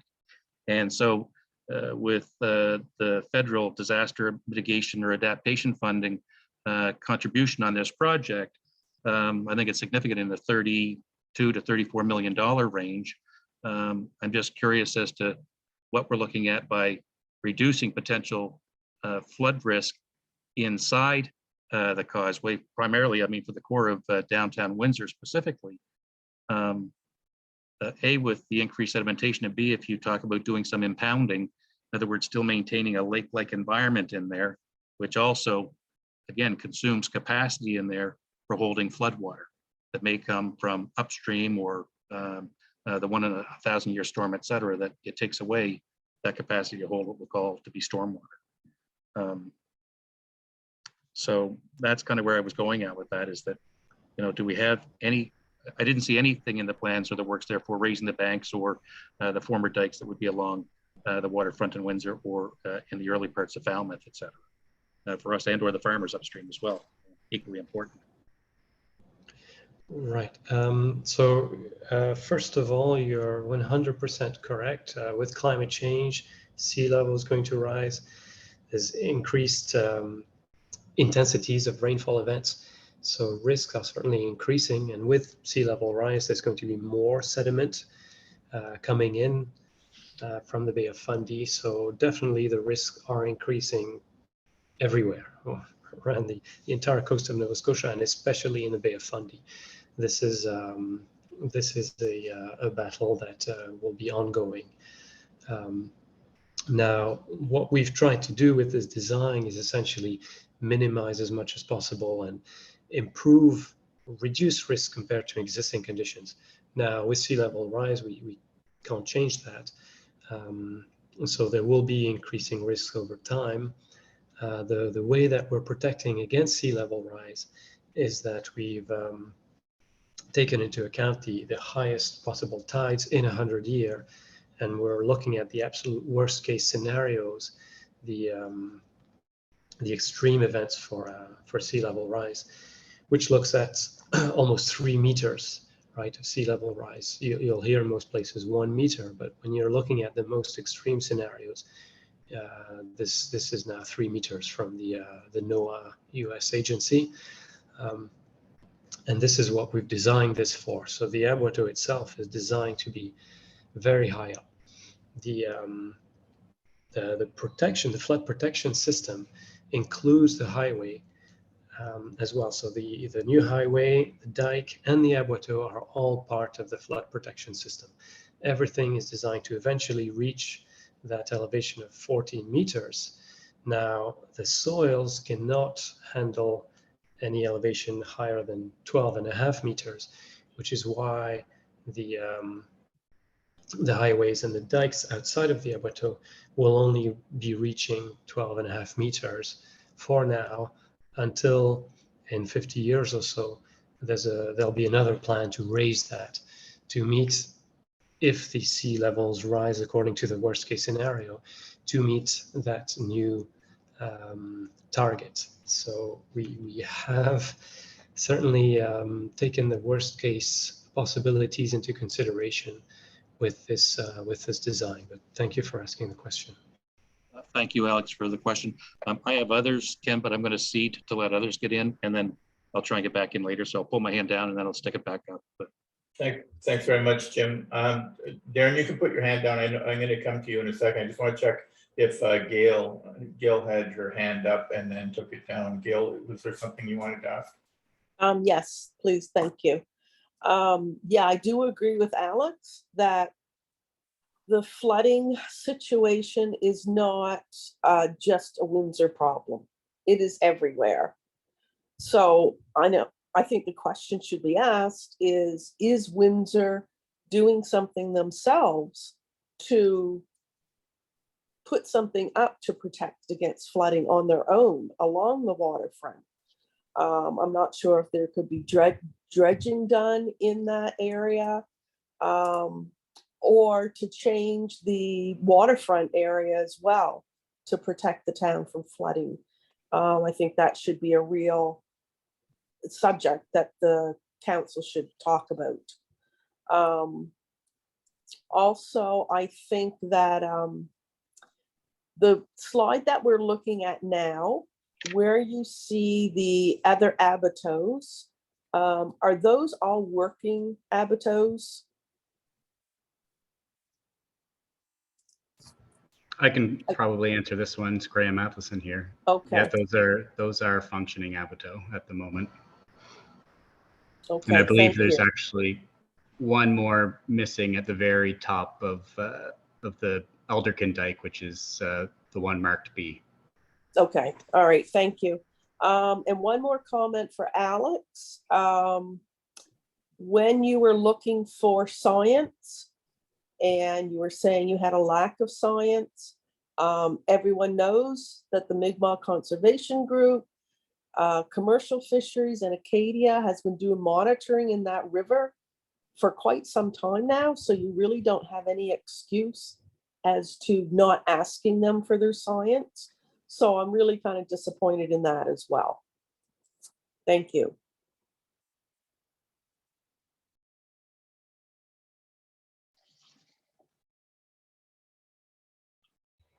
Sorry about that.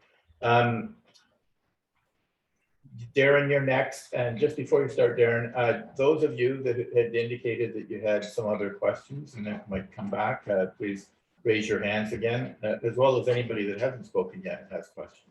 Okay, Darren, go ahead. Please bear with me here, Ken. I'm going to try to go as fast. If you get to a point, just tell me to read them off and I'll have somebody answer them and bring them back. But they're very important questions, okay? Yeah, just before you start, Darren, it's right now it's 7 minutes to 8. Are people okay? I want to ask because we scheduled till 8 o'clock. Are people okay to let's plan on maybe going to 8:15 or so for now, since there are several questions coming? I would love that. Is everybody okay with that? Gail's got a thumb up. Can you put, yeah? I don't see anybody saying no, so why don't we do that? Okay, go ahead, Darren. Right. I just want to follow up with Abe. Abe had a really good question, then I want to follow up with Jim's before I get into mine. I can help both answers. Abe, the bridge that they're proposing is relying upon the abattoir.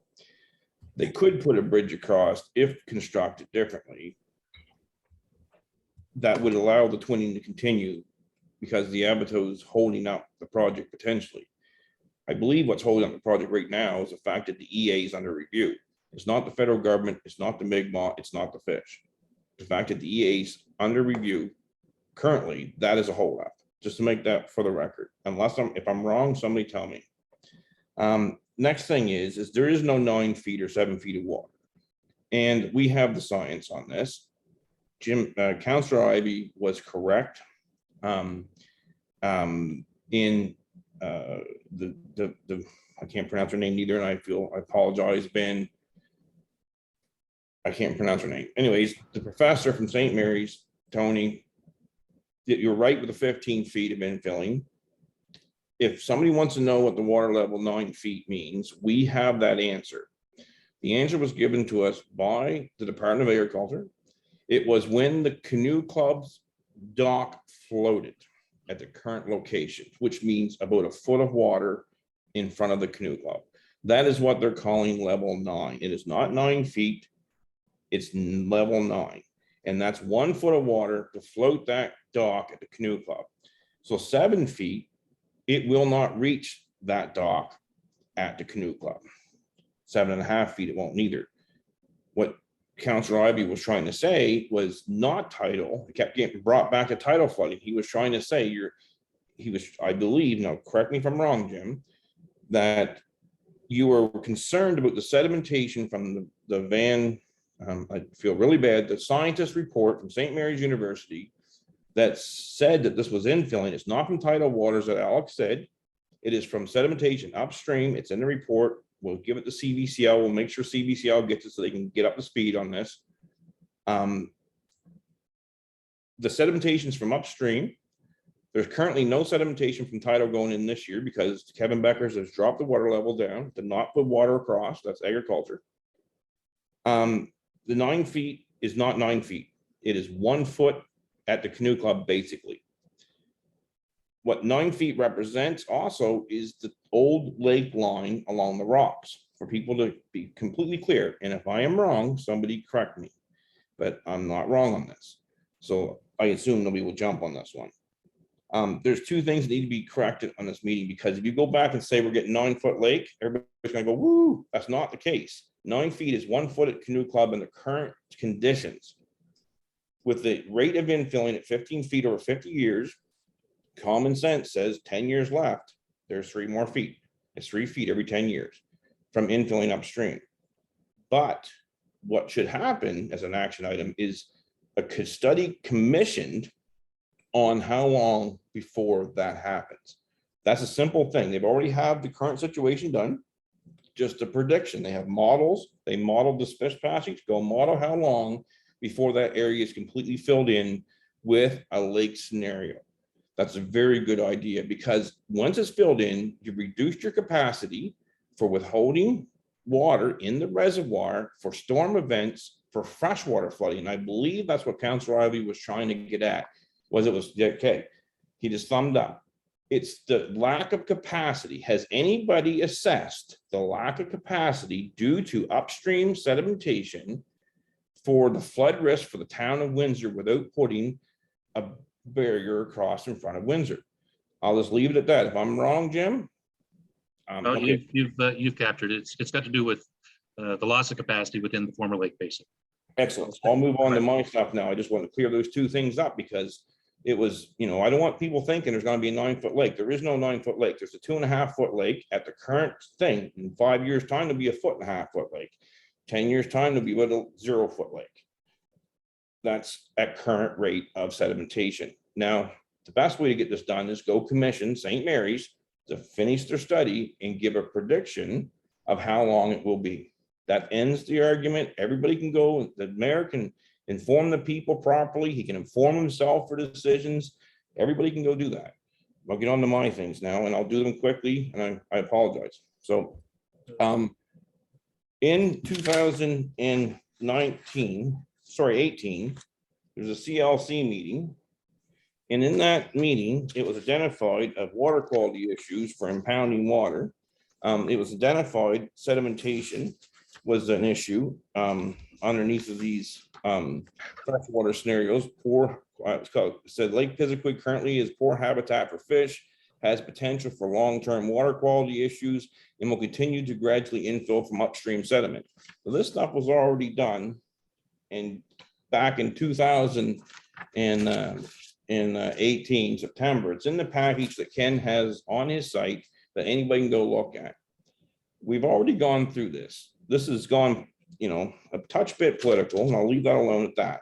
But we've already been down this road. Water quality is not good. Sedimentation is going to happen. And it's nothing new. It's in the package. Question is, have we lost the true estuary option? That's my next question. I can leave that. It's not as pressing as some of the other ones, but We got impounding options now. I just seen 2 impounding options. The estuary option is gone off the table. Now, it seems to be gone.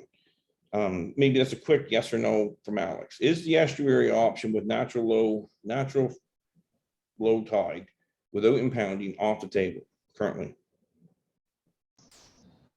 I'm sorry, Darren. I think it's not really a question for CBCL. I would say that's Okay, a question for, right. yeah. Oh, no problem, sorry. Bob, Pat. Sure. The partial dampened tidal is a partial estuary. Yes, but it's still impounding water now. It's no longer natural levels. That's what I'm trying to get at. Is a natural level low tide gone off the table currently? At this point in time, we're not going with a full bridge. It's the only Well, way you'd accomplish that. Well, no, I mean, you could have a option C, which let the tide out each tide, which was, That's the dampened tidal does. I thought that there was impounding water. Alex said we were impounding water with off. It's just restricted to a tidal range of 2 meters instead of the full tidal range. No, I mean at low tide, impounding water at low tide. Well, it's not really, I mean, I it's guess not, maybe the way, yeah, you asked the question, but there is an opening that goes right to the bottom in a partial tidal.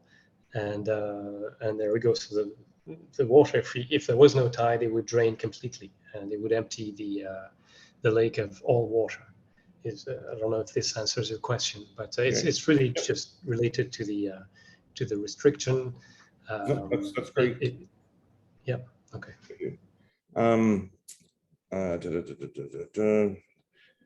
You had mentioned that, I think it was Melissa's slide, that both structures were assessed when you guys, CBCL, did this. You mentioned Catapodus, which is a pretty famous fish passage specialist, I believe, that used to work for DFO that you had on your guys' team. Did he assess this as a standalone structure, or did he assess it with the existing structure behind it, as you said you guys did? When he assessed this, did he assess this as a standalone, as if there wasn't a second barrier? Because there's 2 barriers now. We have a new barrier called an Abato, brand new proposed barrier, and we have an existing barrier that's got dark tops, long tunnels under the causeway.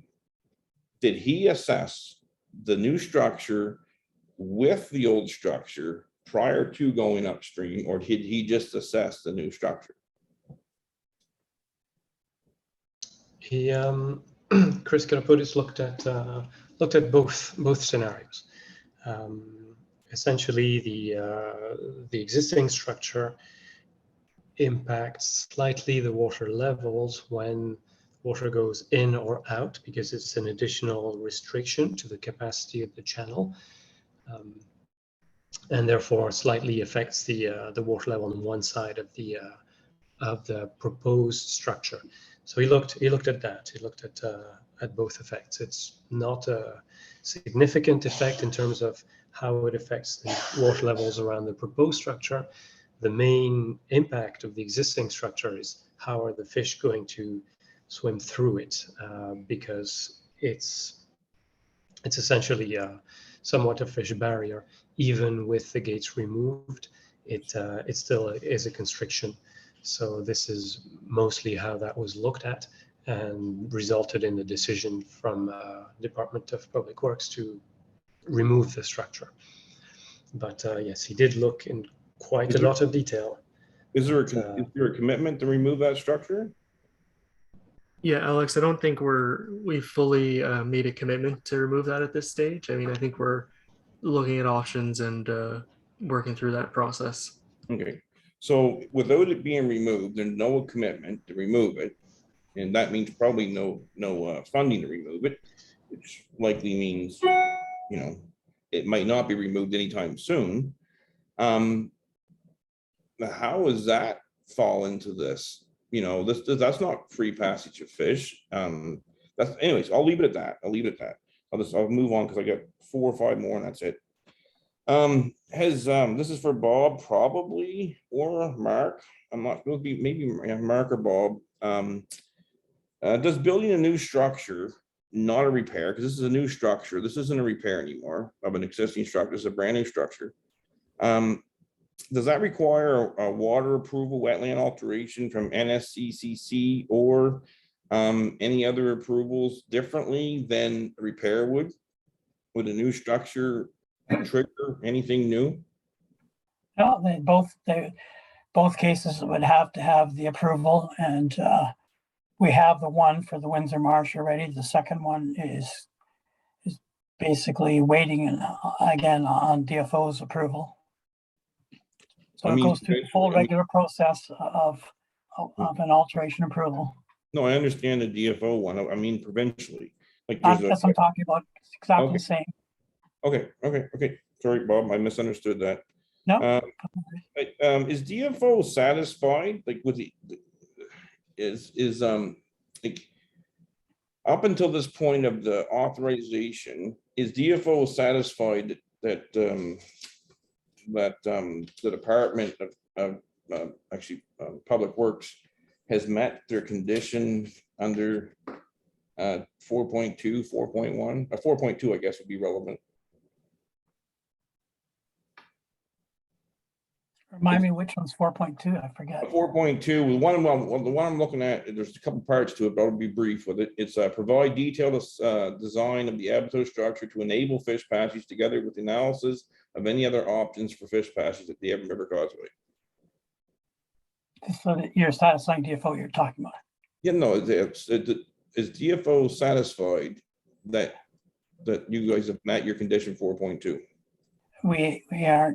We haven't heard anything back from DFO. We've submitted our documents and they're still reviewed, so they haven't given us any inclination.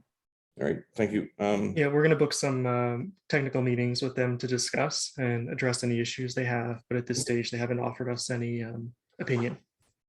Does anybody know why the province, not TIR, or not Public Works, but the Department of Agriculture reduced the water this year? Now, when I mean that, I know they have a ministerial order in place, and I know there's a minimum put forward.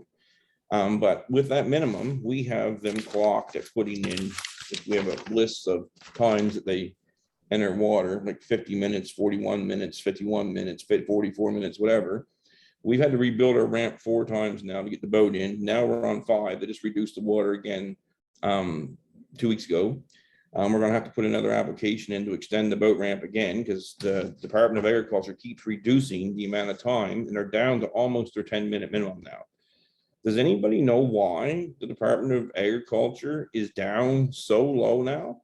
And why the change? Like, we used to have water that we could see in Windsor at high tide, and now we don't. And then now we're getting lower and lower in the channel constantly. It's almost like they're fine tuning it to get to that 10 minutes exactly, where they used to put in 50, 40 to have a buffer.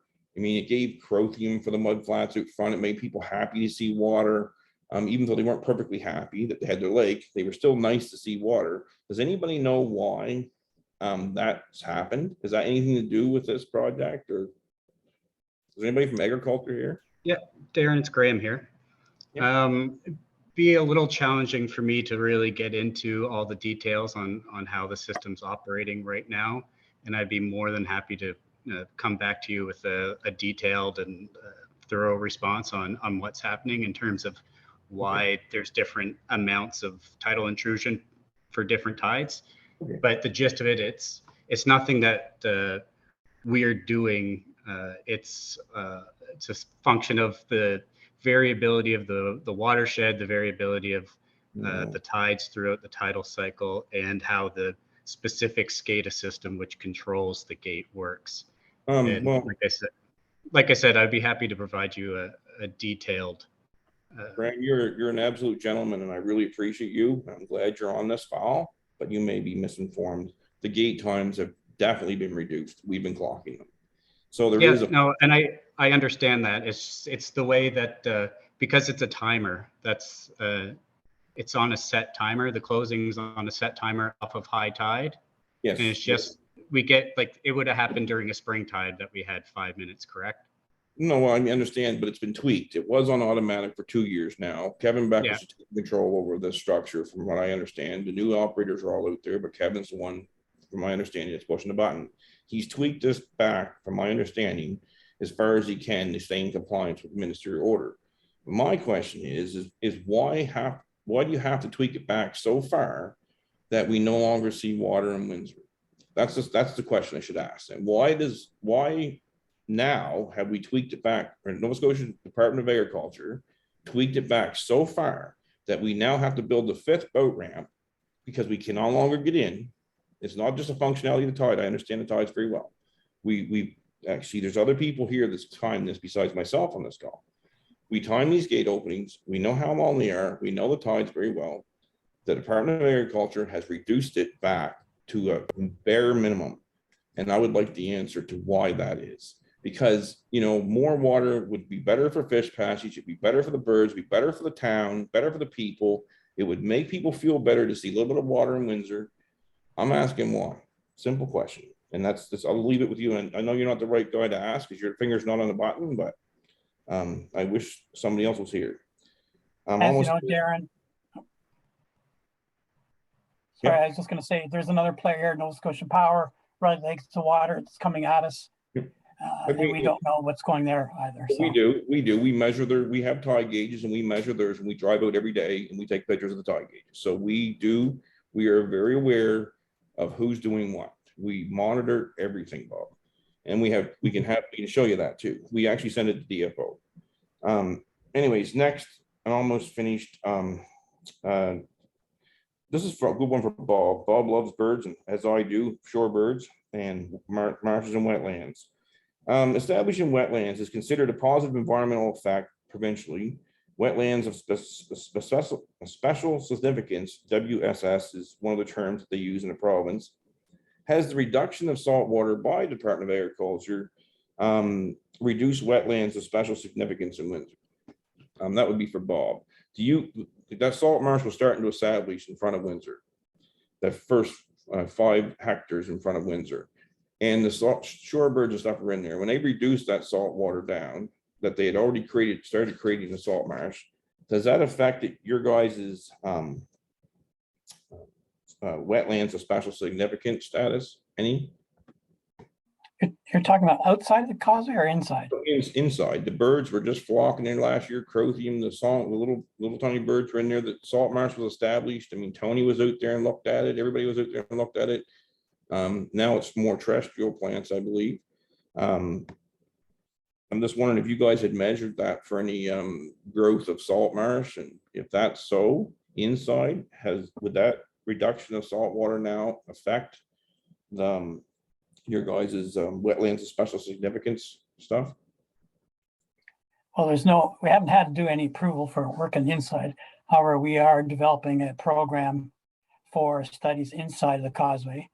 It was noted in the environmental assessment because it wasn't part of the original assessment because there was no plans that we were going to have any effect there. But with the new EA, we're covering that off, but we don't need an approval for that. Okay. That last question, and I thank everybody for putting up with me. Where is the water coming from? This is it's a 2-part question. Where is the water coming from to operate this structures? Is it just when we went over this originally? DFO, I'll give you a preamble here. DFO had recommended that TIR put together in a letter in the EA a panel of subject matter experts, I believe they said, to determine how to meet the Fisheries Act, and they did so. And they come up with tides, and it was changed in September 2018 to another scenario. But we have now a new tower being built in Windsor because there's a deficiency, or I shouldn't say deficiency. There's a need for a new water tower in Windsor because we're recognizing water is a valuable resource, I believe, and we may have some issues. We got more building in Windsor, Falmouth area. We're taxing our watersheds, Falmouth and 3 Mile Plains. We have Nova Scotia Power, somebody brought up the upstream, changing their flows. Has the department adequately assessed, or CBCL the water control structures upstream to determine present and future water availability. Because I assume human drinking water and cow drinking water and everybody else's drinking water and washing water, lawn water comes before fish. I assume that when it comes to fish passage locally, but it may not come before fish federally, and it may not constitutionally. So I'm just wondering, has there been an adequate assessment of water control structures upstream for the necessary amount of water needed to run these ladders? Because I know fish ladders were taken off the table in the original structure because there wasn't enough water to run them. So I'm wondering where this water came from, and if there was or if there is any. Are we not running these ladders all year? Perhaps we're only running them for a couple months. Could somebody answer those questions? It's quite important. Have we adequately assessed the water control structures upstream to figure out now and in future whether we have the water to run this structure all year? Let somebody answer that question. Hi, Darren. I'll give it a try. So in general, talking about I'll try to answer quickly, but there's a lot of aspects to your questions, of course, talking about water balance and hydrology. So in general, water supply for Windsor comes from Mill Lakes. It's a different watershed, and they recognize they're running out of water. So they're planning to do something. In terms of priority, fish have priority over human drinking water. This is why towns and municipalities have to continue to look for further sources of water. Increasingly, intakes are being removed from all rivers. It's really not a concern for DFO to make sure that that drinking water intakes are removed from watercourses. In terms of this system, the Avon River system, the main controls for water are the Nova Scotia Power dams. Of course, we don't have any influence over that. DFO has the most influence with issuing permits and orders for maintenance flows and the like. I believe it's currently working on it right now. But this would be the main control of water. I mean, you're right that with climate change, there's probably going to be a reduction in runoff, in amount of water being drained to the lake and potentially available for the fishways. Now, indeed, you're correct. Our first option, which was mainly a freshwater option, noted that there was limited freshwater available throughout the year to operate the fishways. This is one of the main reasons we moved to more brackish or tidal scenarios, because now the water in the fishway is essentially the water going back and forth through them. The fishways don't have any gates on them, or if their use is only for maintenance, but the plan is to never close these gates, and the water that comes in from the tide will be the same water coming out to make sure there's water in the fishways, so that there will be enough water for the fish year round. They'll never stop. That's the intent. That's how they're designed, to make sure that they're always operational for both the brackish and the tidal scenarios. What happens when the reservoir fills? When you mentioned that, what happens when the reservoir fills? What happens when the sedimentation completely fills that reservoir in above the structure, which is a real thing? It's not perceived, it's going to happen by the amounts of it that's built. What happens then? Well, in any system, the fresh water that comes from the watershed will need a place to drain. It will have to go through there. It will have to carry its sediment. It will have to carve a channel. There's a minimum size that it can never go below, right? In order to, like any river in the world, it has its minimum size that's based on the amount of drainage.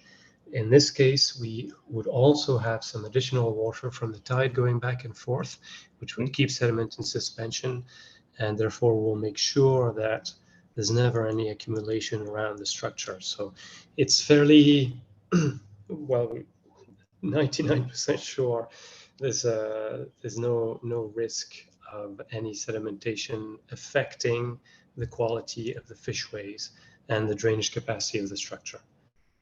Would it be safe to say an estuary option allowed to flow through your structure would keep that cleaned out the best for that? Or, you know, like how long do you perceive a brackish lake scenario lasting before sedimentation fills in the last 2.5 feet of downtown? You have a prediction? Well, there will be, the only thing I can say is yes, there will be more accumulation with a scenario that allows less water going back and forth. Now, a brackish scenario allows less tidal water to come up. So it'll be a slower accumulation, but eventually it'll grow to more accumulation than, say, a tidal scenario, which has more volume going back and forth. But which will eventually, and we really don't know how long it could be decades, it could be centuries, but there will be a new equilibrium eventually, depending on which scenario is selected and how long it lasts. We really don't know at this point. I'd like to, Jim Ivy's been patiently waiting there, and nobody else has their hands up, so I'm just going to ask people to hang on for just a few more minutes, and we'll give Jim a chance to answer or ask his question, and then we'll wrap up. Yeah, thanks very much, Ken. I think it's a fairly basic one. I don't think it's overly complex, but it goes to the previous conversation on the environmental assessment, and that Nova Scotia Environment and Climate Change had asked to have some more questions, and I guess they were being dealt with directly. But the original environmental assessment that took place had a public input component to it.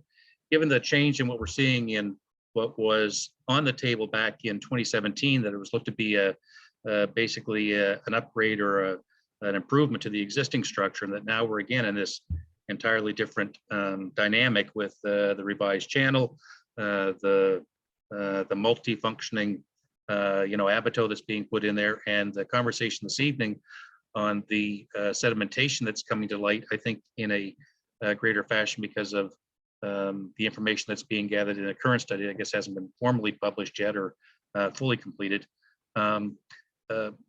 Do we see that there would be an additional window opened up for more public input on this, or is that purely something that's being done because of the trigger of NSECC? I can't recall who it was that raised the environment question. It might have been Melissa. I'm not sure. I guess I could provide a little bit of clarity. So the additional information was provided on the project to Nova Scotia Environment and Climate Change.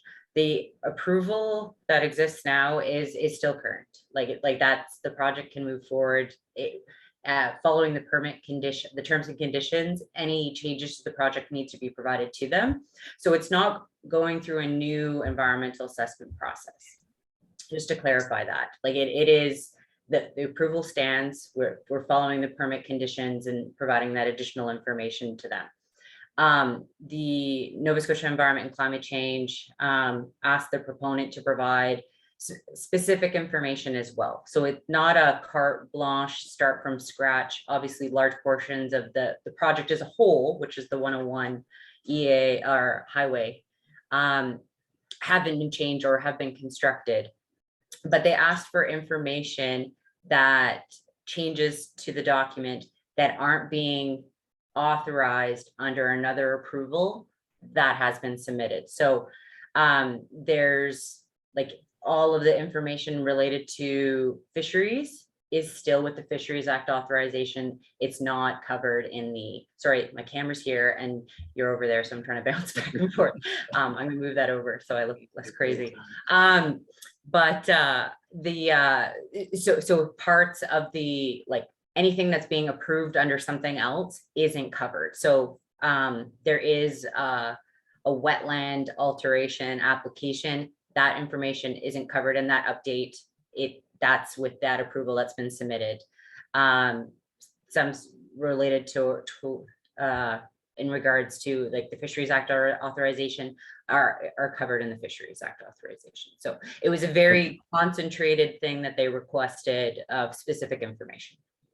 Thank you. Can I ask if having the two structures in place was part of the consultation? In other words, having the existing older structure along with the new one, so that we've got two structures now that the fishery essentially working their way through, as well as the tide and sedimentation and so on. Was that part of it? If I can ask. The Fisheries Act authorization that was submitted included the two structures there, which following the review of the information, DFO has asked us to look through passage of fish through both of those pieces. So that is what we've done. So all of the requests that we've been doing has been at the request of, like, as we've gone through the regulatory process, if that request was made from DFO, we've doing that analysis and providing it to them for their evaluation as well. So that kind of provides that context that those are being provided as requested. That's great. Thank you very much. Thank you, Ken, for the added questions. Anything else I've got is I can pick up elsewhere. So thank you. Thanks everyone for hanging on here for another 26 minutes past the time and agreeing to do so. There's a couple of people that sent me notes, said they just had to drop out, but we've got a lot of people that were able to stay, so that's very much appreciated. Thanks everybody that was presenting. I'll try to get this recording on the webpage as quickly as I can, maybe tonight, but I can promise tomorrow morning. And like before, I'll send a note out to all of you with a link so that if you want to pass it on to anybody else, you'll be able to do that. And we'll be in touch for the next meeting, I guess. So, all right, thanks everyone, really appreciate it.